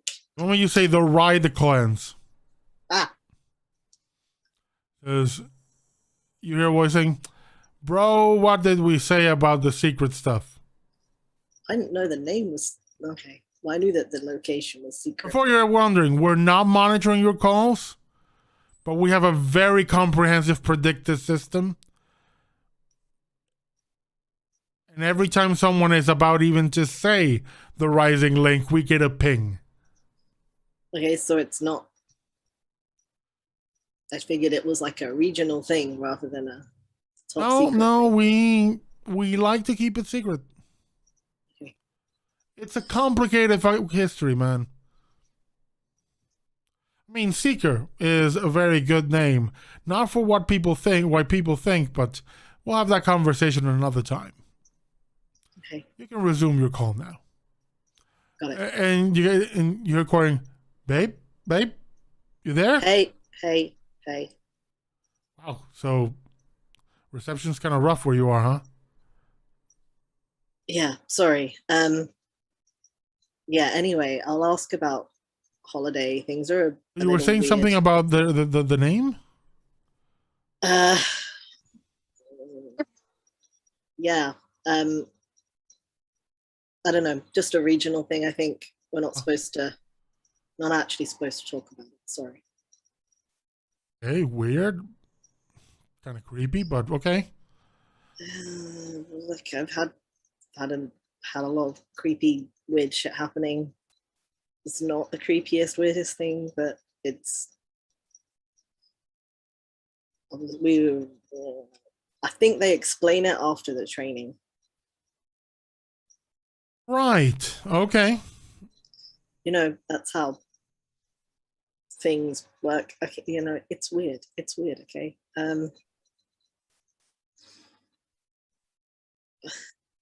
Aside from the topic of everything about everything I do being weird, some form of danger.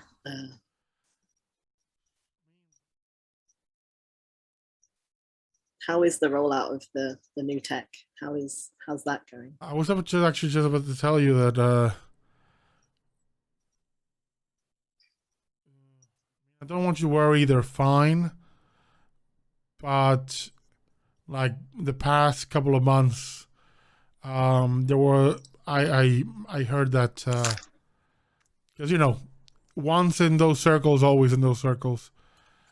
I was a police spouse, so I still hear the rumors and the news, and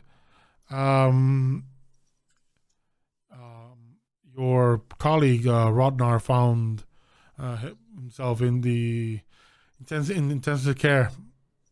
They're recovering, but apparently, you know, tracked the guy, got shot pretty badly.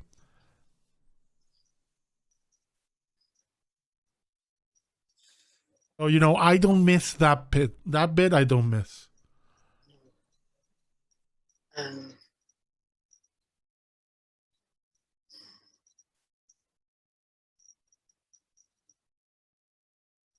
hope he's okay. It's not your... If you do hear anything else. Has anyone else been over? Not really. I mean, I don't really have contact with most of the people in the precinct, but I just sometimes news reach me.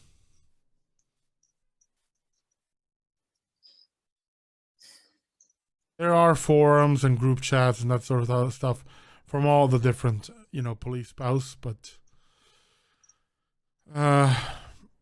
you know, again, sometimes the things just get to me. I gotta go, honey. I have to go back to the office. As I said, it's crazy. I need to do a lot more. You know, one day you'll stop being the best of their scientists and you won't be in such high demand, but that would involve you, you know, stopping at some point. Yeah, that's it's a conversation for another time. Hey, I'll call you. I'll call my parents tomorrow if you want to, I don't know, be around them. Then I'll talk to you then too. Sure, we can do that. And try a group call. I miss you.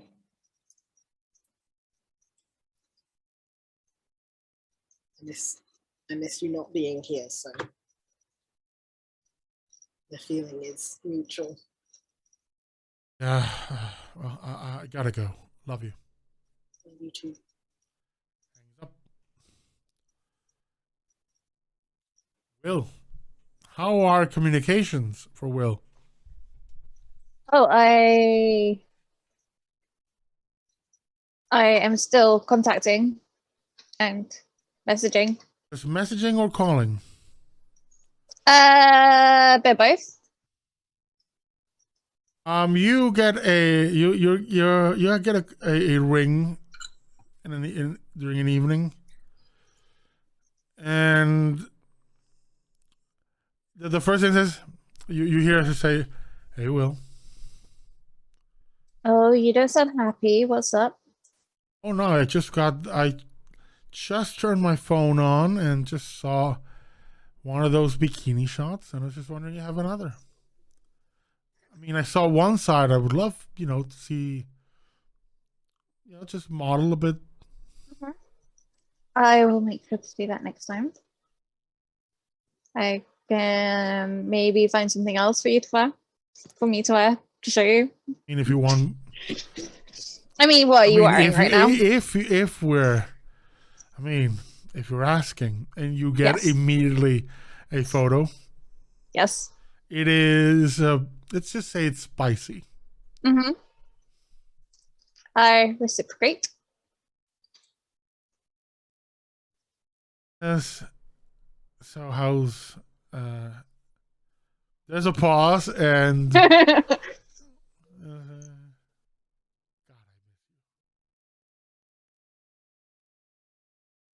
You cut out then? I didn't hear what you said. he said, God, I miss you. Okay. You literally cut out. And I was like, what? What? I miss you too. How is everything over there? It's okay. I think that all of the working out that I've been doing is helping a lot. I mean, yes, I've seen the results and I Mhm. approve. Good. I mean, if you want to do it, if it's good for you, I approve. Mm-hmm. I also want to do it for you because, like, bikinis. And I approve very much. But no, it's okay. It's longer than I thought it would be, and it's just there's only so much your hands can do. I mean, we've had that conversation, and I have proven that there's a lot I can do. I'm talking about on my own. There's only so much we can do. If you were here, it would be better. I was just about to tell you, I am going to be deploying in a few days. Some Mhm. training exercises, some exchange work with other armies. If you tell me where about in the world you are, I could make sure to pop in, help those tired hands of yours. Oh, yes, and I wish I could tell you. But you know all that secret stuff that you're not meant to tell people? Because they're secretly listening in on your calls. I mean, I am in the army, so yes. Mm-hmm. Yes, well, I'm pretty sure you could probably find out where else they do that. And at some point, I am sure they will stop listening on our calls. They'll get tired of it at some point. I mean, do you suppose if we video chat, they might be able to see it? I am so up for that. If they do want to listen and watch, let's give them a show. Okay, I'm up for that. And you are both up for that. And, well, the night takes you where the night takes you. Mhm. But she does, when everything is said and done, she does look at you. And there is a look there. There's a strange look there. Mhm. If you want to make her an insight check.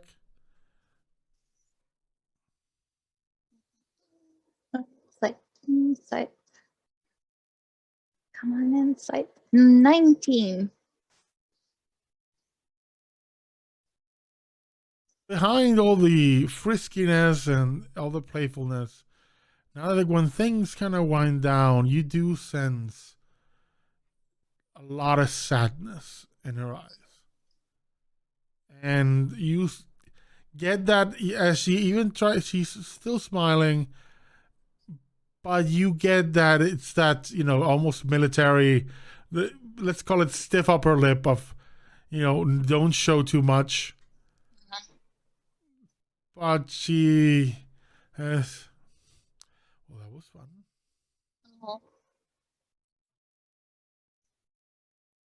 If you get some time off, doesn't matter wherever in the world you are, I'll come pick you up.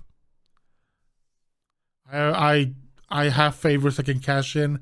I can get a very fast airship and come sweep you off your feet wherever you are. I would highly enjoy that. And I will be asking about time off because this is just taking too long. I thought that training would be fine.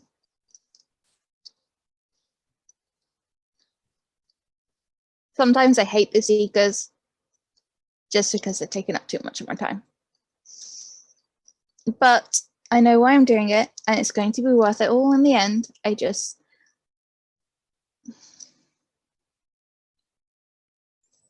When you're essentially isolated, do you ever get like that? I have moved around and lived in different places. Mhm. Yeah, I know what it's like. It's not fun. It sucks. I am still, working. I'm still part of the military, so I move where they tell me. But at some point, I'll definitely want to settle down somewhere. Yeah. Same. I won't take up much more of your time. Yes. You probably need to sleep. I probably need a nap, or is it the other way around this time? I definitely need some sleep. Mhm. It is kind of late. And I'm just sending you all the virtual cuddles in the world. And I am also sending you all the virtual cuddles and kisses in the world as well.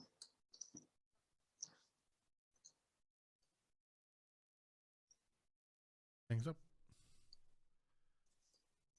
Cool. You two are fucking adorable. RaQui has a romantic, creepy conversation with Volgeries, discussing bodies and coffee.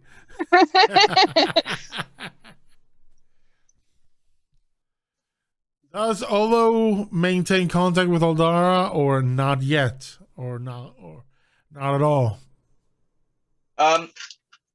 He talks to her on and off. He keeps it rather just keeps her up to date what he's doing, like showing that he's improving himself.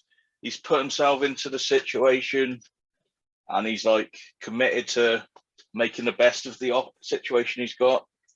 He does show off. Is he keeping some distance, or? He's keeping it friendly, but he's not taking anything for granted. Although he does show off about suddenly developing a six-pack. Now he's buff. Yeah, now he is a buff foot halfling rogue.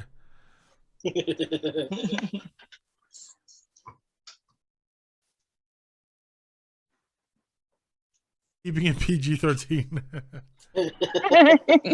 I'm thinking Olo instead. It might be that he does Olo think that maybe not take like a step further until he's back, or he wants to keep the relationship where it is until he's solidified that he's not going to make the same mistakes again.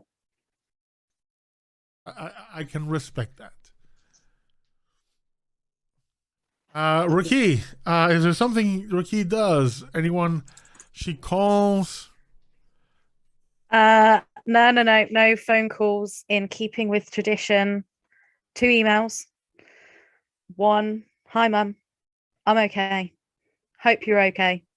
Hope the bees are okay. Chat soon. And then the second one, hi dad, separate email as promised. I'm okay. Hope you're okay.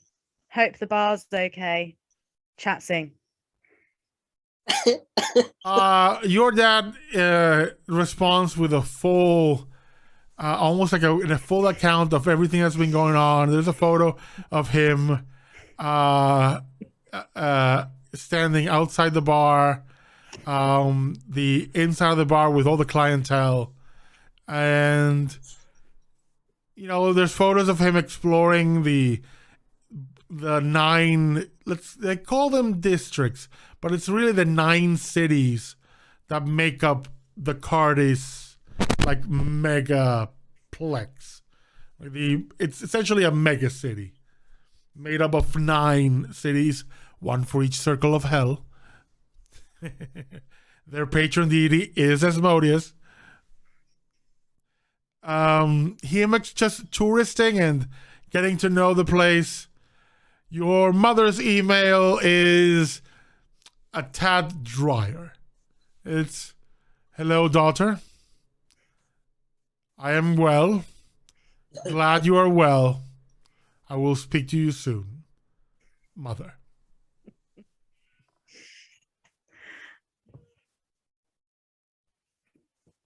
If you compare the two, it's your mom's dead inside compared to your dad. I mean, I had to learn it from somewhere. Oh, we know why she likes dead people. She just reads them. She reads her mum's and is like, yep, cool, normal response. Looks at her dad's and is like, yeah, I'll Who read is that this later. dude? She's Your like, dad definitely is a new person. And it's like he's come out of a shell that you only realize now he had. I mean, I'm happy for him, but also that was a lot to read. Like, the family keeps it short for a reason. So I'll read some more later. It's fine. She likes her message short enough to be tweeted.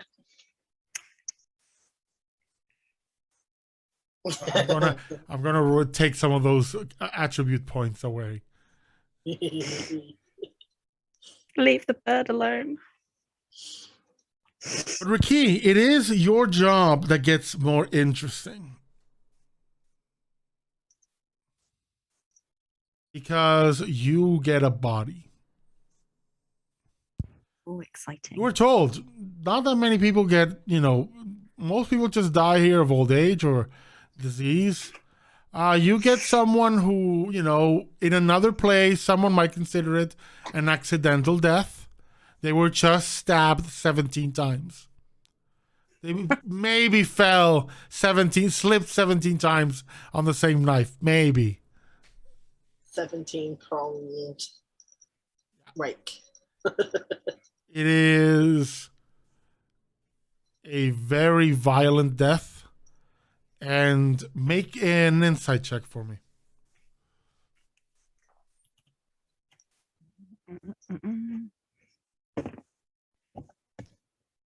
Oh, that's good. 24. You immediately get one of these flashes you get when you're near a fresh body. And this one is intense, which lets you know this person died short hours ago, if not even, you know, less than 2 hours. You feel fear, panic, rage, a deep, almost burning hatred. And then a coldness, not of body, but of emotion that chills you to your bone. It's a coldness that you hadn't felt even when you were dealing with the quiet. And the quiet themselves are monstrous in a way that is unfeeling. But this is a coldness that is truly frightening.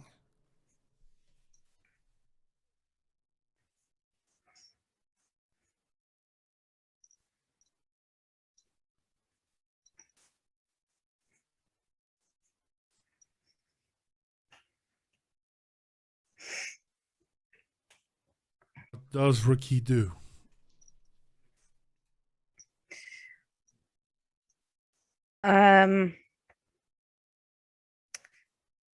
I'm just going to take a moment I'm going to see if I can hunt down Clarice. You find her lounging nearby. Again, when your shift starts, it's the end of hers. She's just right now just drinking a coffee and getting things ready to leave.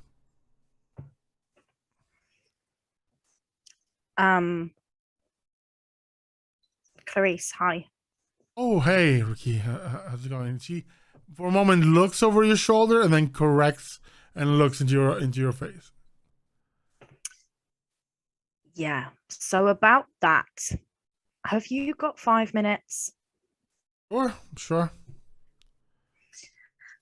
I'm just gonna. Is there other people around, or are we on our own?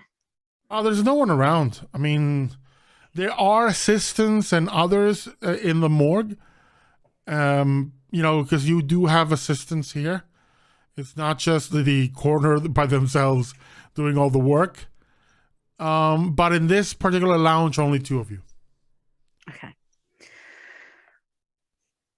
So this, like, I'm really sorry, but this might be like a complete blurt out.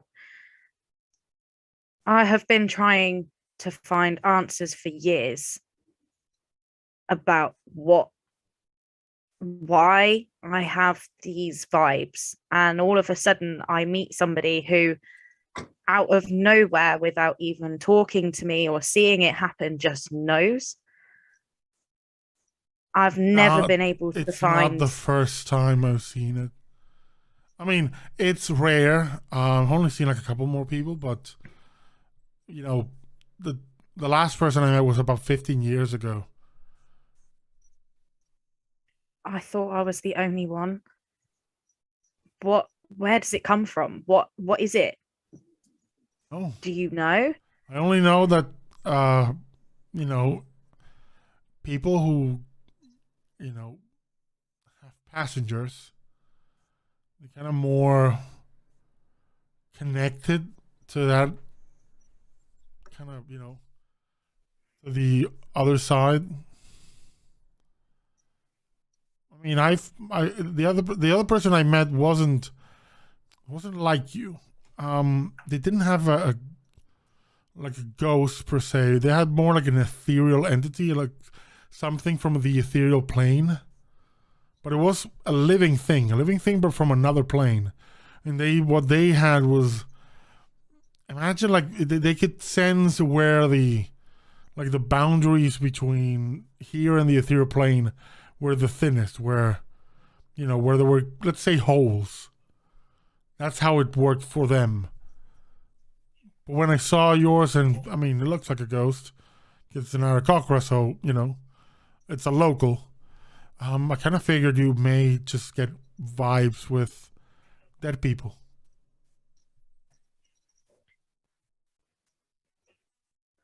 Vibes, feelings, emotions, a general sense of potentially their last moments. So I have a ghost. Is it always here? Like, you can see it all times. I mean, every time I've seen you, it's there with you. It just maybe floating is the right term, but let's just say they're hanging out. I mean, is that a good thing? Is that a bad thing? You would know more than I do. Sorry, I wish I could help a bit more, but that's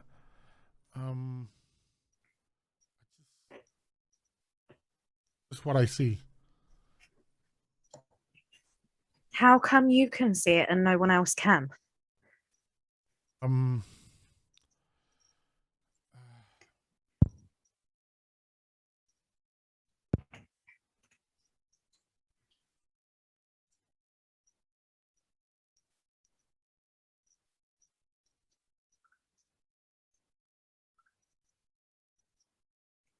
Sometimes it really feels like it was fairly soon.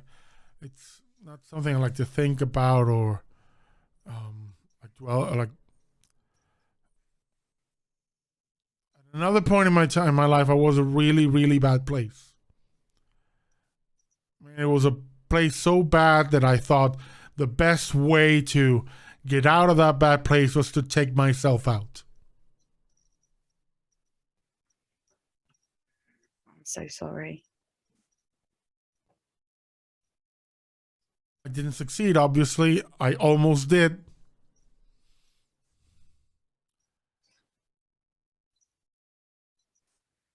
Since then, I just can't see across. The first time I saw someone was when I tried and saw my mother, and she looked at me with a look of such utter disappointment that I still feel ashamed to this day. That's That horrible. the only thing I want is to be able to tell her that I'm sorry and that I'm better, but I can't. Because I can't see her anymore.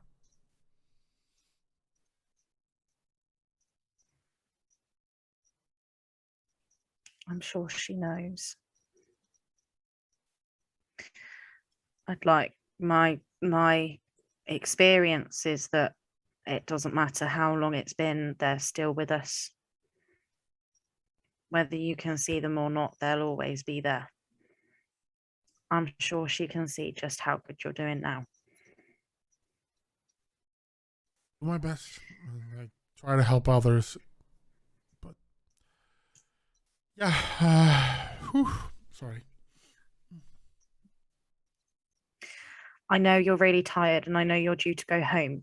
Can I just one more question? This ghost, can you see what it looks like or what it's doing? I mean, it's just hanging around and it's looking at you. Like, more looking at the back of your head. And she describes this ghost.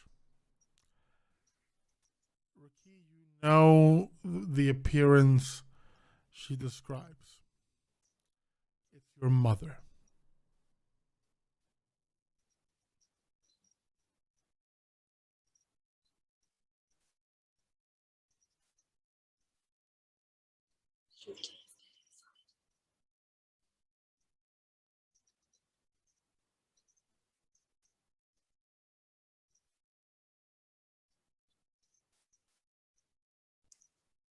I'm just gonna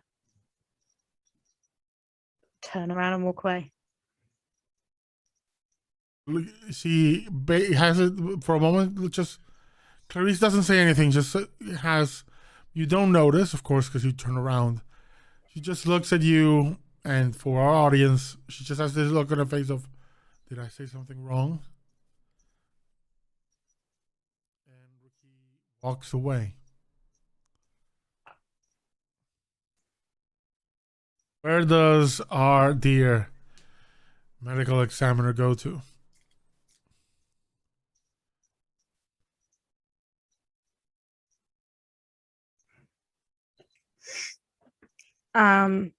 She's gonna go back to her laptop and just stare at the email that she got back from her mum.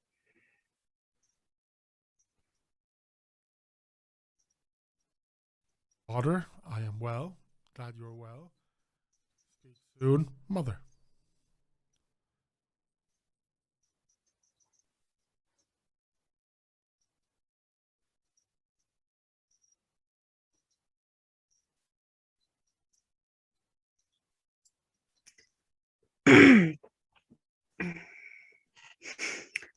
I'm gonna try and call her. Time difference wise, it is late in the evening for you, but fairly early in the day for her. Like just early afternoon. And he says, yes.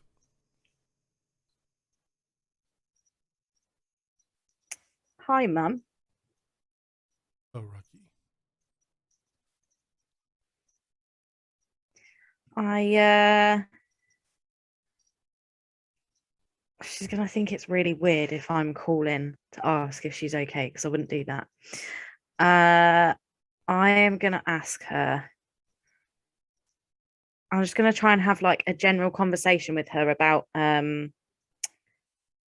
some library advice and methods of like referencing books and things like that, and explain that I've got a part-time job in a library. Whilst having that conversation, do I notice anything odd? Make an insight check for me.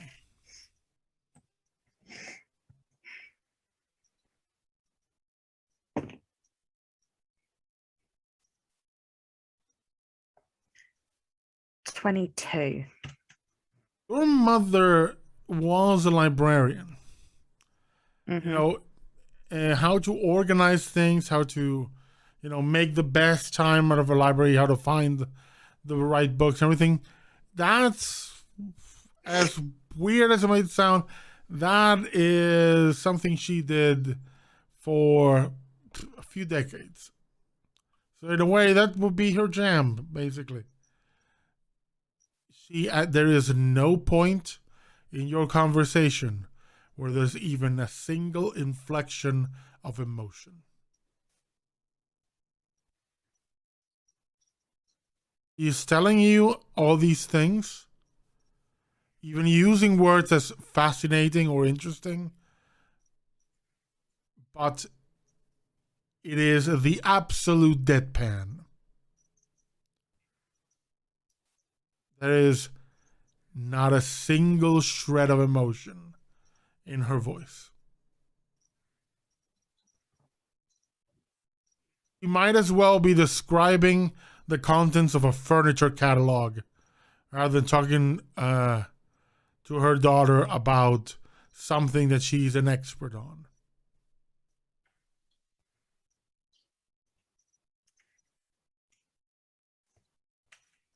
Okay. Unfeeling to the point of cold. Yeah.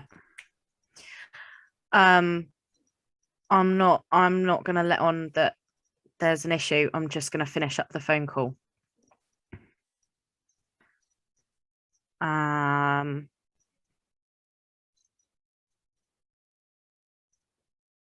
I'm gonna try my dad instead. I might regret this. Hey, sweetie. Hey, Dad. I read your email. I'm glad that you're doing so great, but I've got a really, really important question I need to ask you. Sure. So I know you probably don't want to talk about Mum, but I just need to ask. Sure. When did you notice Mum start to become so cold? I mean, she was always reserved, but I mean, there was a fun girl there. I'm fairly sure I met her because I'm not crazy yet. I do remember there was a fun girl there, but I mean, midway through our courtship, I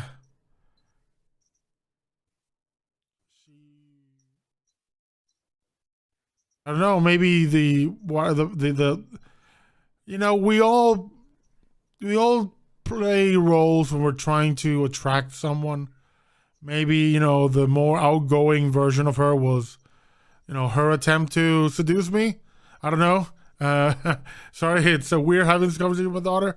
But yeah, a couple of maybe about 2 years before you were born, when we were getting very serious and I was thinking of proposing marriage. She got very, very quiet around that time. I mean, I knew she loved me. I loved her very much, but she got very, very dry. But I learned with your mother that it wasn't so much about the words or the emotions, it was the actions. Like, I knew who she was from what she did.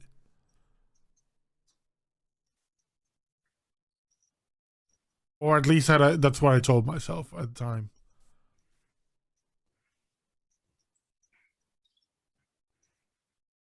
I'm sorry, sweetie. I know this. I mean, this is not. It's a difficult subject for me. No, I'm sorry I had to ask, but I had to ask. Yeah. I'll let you get back to the bar and get back to your customers. Keep enjoying yourself, Dad. If you need anything, just give me a call, okay? Sure, will do. Talk to you later then. See ya. Love you, sweetie.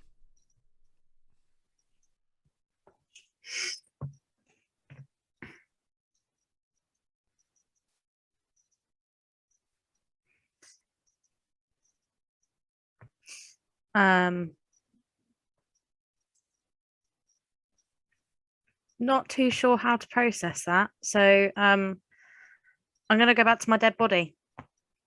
You go to your dead body, the one had that horrible accident. I'm just gonna start working through the autopsy as a distraction. Make a medicine check.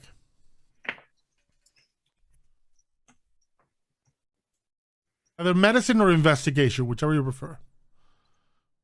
Let's go investigation, it's higher.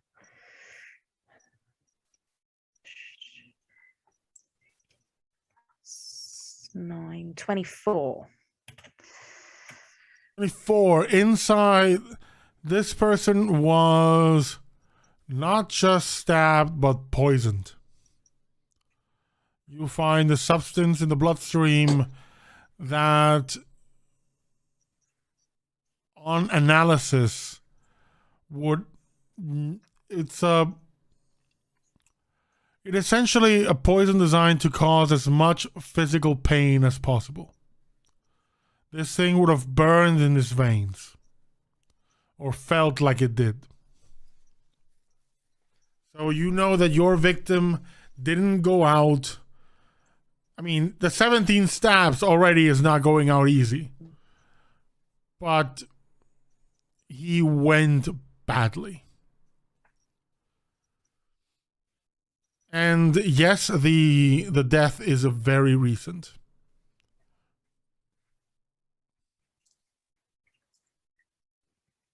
On that male Eladrin,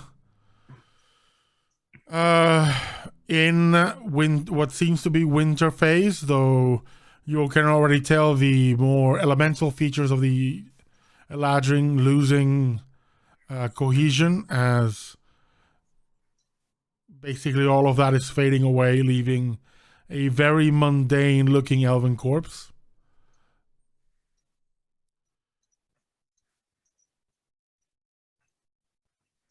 The stabs are not, the majority are very shallow. They would have hurt, but not necessarily be life-threatening. But you do find one stab through the heart that pierced the heart, end to end.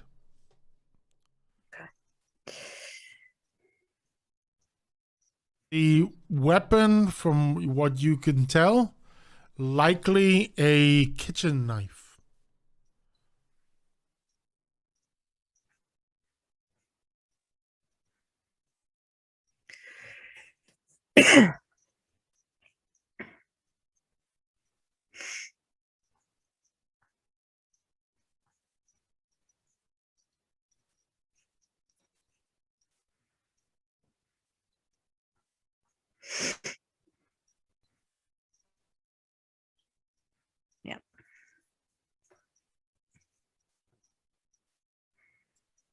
As you are processing the body, you hear footsteps.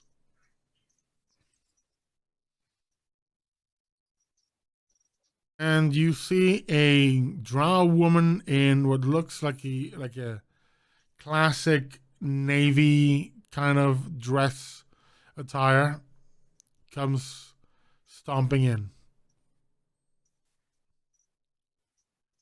Is I've it already the met her captain? once. This is the skipper. He just comes in, looks at the body. So he is dead. Very much so. Any clues on what might have happened? I mean, it's a horrendous way to die. So you've got an underlying poison that was used. That poison would have caused so much agony before the death. You've got 17 stab wounds in total, 16 of which are non-lethal, and the lethal one pierces through the heart. He suffered. Well, I have seen this MO before. How it found its way onto my ship, I don't know. I don't like it. You're new here, but I know your reputation. She hands you what looks like a very large brass coin. Just flings it at you. The coin has on one side the emblem of the rising chain. On the other side has a whirlwind, like a typhoon kind of icon. It says, "That is my personal token. That is the symbol of my authority. Pick a team. I want answers."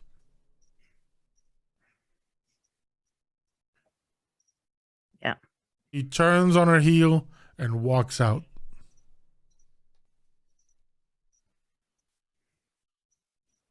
She stops at the door and says, "Dead or alive, I don't care. Just get me answers." Yes, ma'am. Stomps out. Where does RaQui go with this? She is gonna print off her autopsy report, and she's heading to wherever the counselors are. You're heading to the Oxen Accord. You go and you find the three. No, sorry, as in The counselor. Okay, sorry. counselors. Sorry, Right, she's yeah, looking for Errol. Yep, it's actually nearby. There's care facilities nearby, near the hospital. So yeah, you would find Errol fairly quickly. Yeah. She just walks in and lobs the file in front of him. The middle of the Errol, you are in the middle of just talking to someone about your own experiences. Just someone who's dealing with, addiction, and you're, trying to take them through your own experience in, getting clean.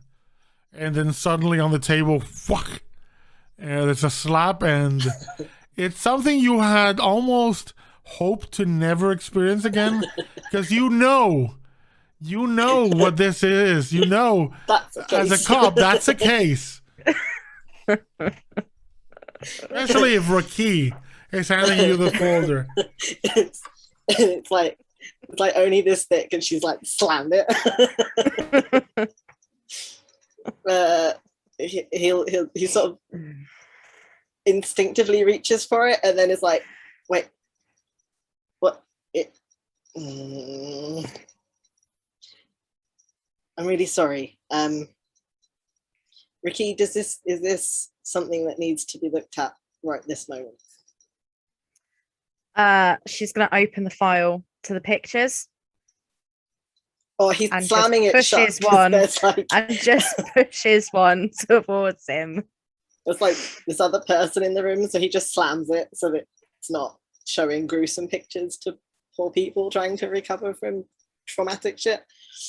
And we'll scribble down his like phone number and hand it to the person that they are currently talking to, and just say, give me 1 second and I'll find somebody else to chat, but if you want to continue this conversation or have an entirely different one, that's my number, you can reach me on that. And then he'll pick up the file, like wave it at RaQui, and then try to find someone to take over this session. It's easy for you to find someone. Just go to the nearest reception. Tell them you have to step out. Anyone can. There's a bunch of other counselors that can take your place. And I'll find a non-traumatic area to look through this file real quick. RaQui, what's going on? Not that I have a problem with you slamming cases in front of me, but I kind of handed my badge in. Cool. So you see this coin. Apparently this coin says that I don't care. I'm having a really shit day, and I've just had the captain in my morgue. And The captain? yeah, she gave me this. Apparently this coin basically means that I can do what I need to do with her authority. This dude just landed on my slab. We're talking horrendous poisoning, which will have put him in agony. We're then talking 16 non-lethal stab wounds before the final 17th blow went through his heart. Okay. So I appreciate you gave in your badge, This is but I also don't care. no, this is more I need quiet your level help. bullshit. Let's get the others. This is something else. Yeah. This shouldn't be happening here. He said No. this is all high level skilled fighting sorts on this ship, clearly.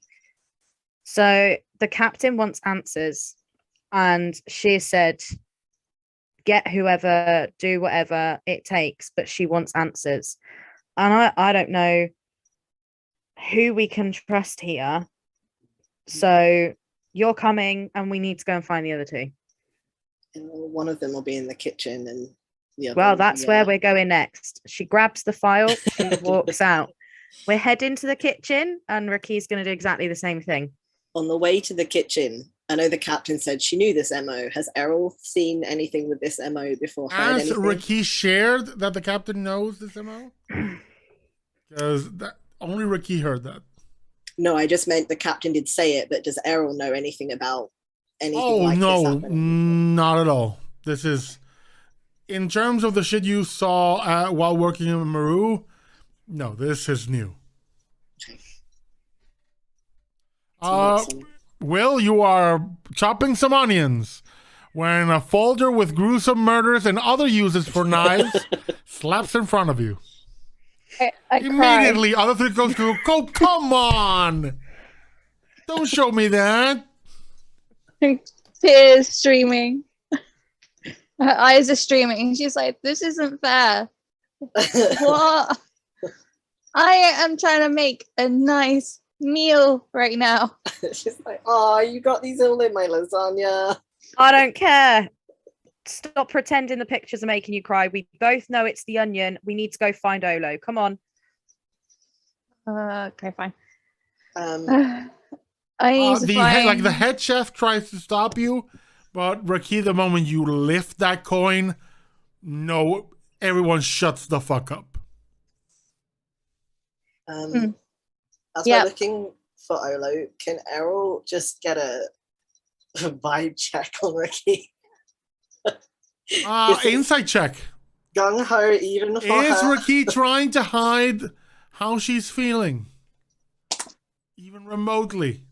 I would say yes and no. Like, there's clearly something wrong, but she's showing it as a manifestation of anger. So it's almost angry that she's had let's dead body. Let's make that deception check. 23 on my insight. I rolled 9. Holy shit. Let's see how. Do you want me to roll a deception? Yes, do so. Also, we've seen you do this before. You did this when you touched that scientist lady who was dead. Mm-hmm. You got overwhelmed and angry at us. 30-20. That does not beat a 23 or 25. You can tell RaQui is angry. There is an anger there. But when she thinks you're not looking, the look of anger gives way to something different. What is it, RaQui? Fear? Bit of panic? Confusion? Both, and potentially guilt as well.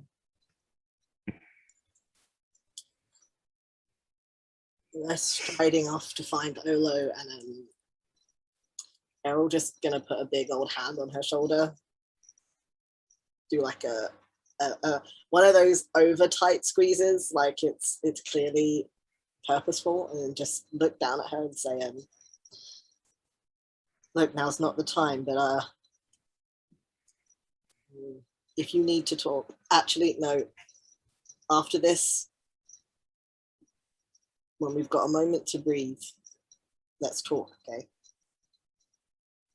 Yeah, you're right. Now isn't the time. She goes in to see Olo. Olo, what are you teaching? My throw. As you walk into my classroom, you'll see several students sat at their desks. They've got padlocks on a little stand, mimicking that they're like in a lock, and they're there with lock picks, trying to undo them. You hear a loud knock, and you see a knife fly from Olo's hand, hit the desk in front of one of the guys, and just start quivering. Morgan, if you cast that knock spell one more time, I'm gonna knock you out. And he just. Morgan is this very lanky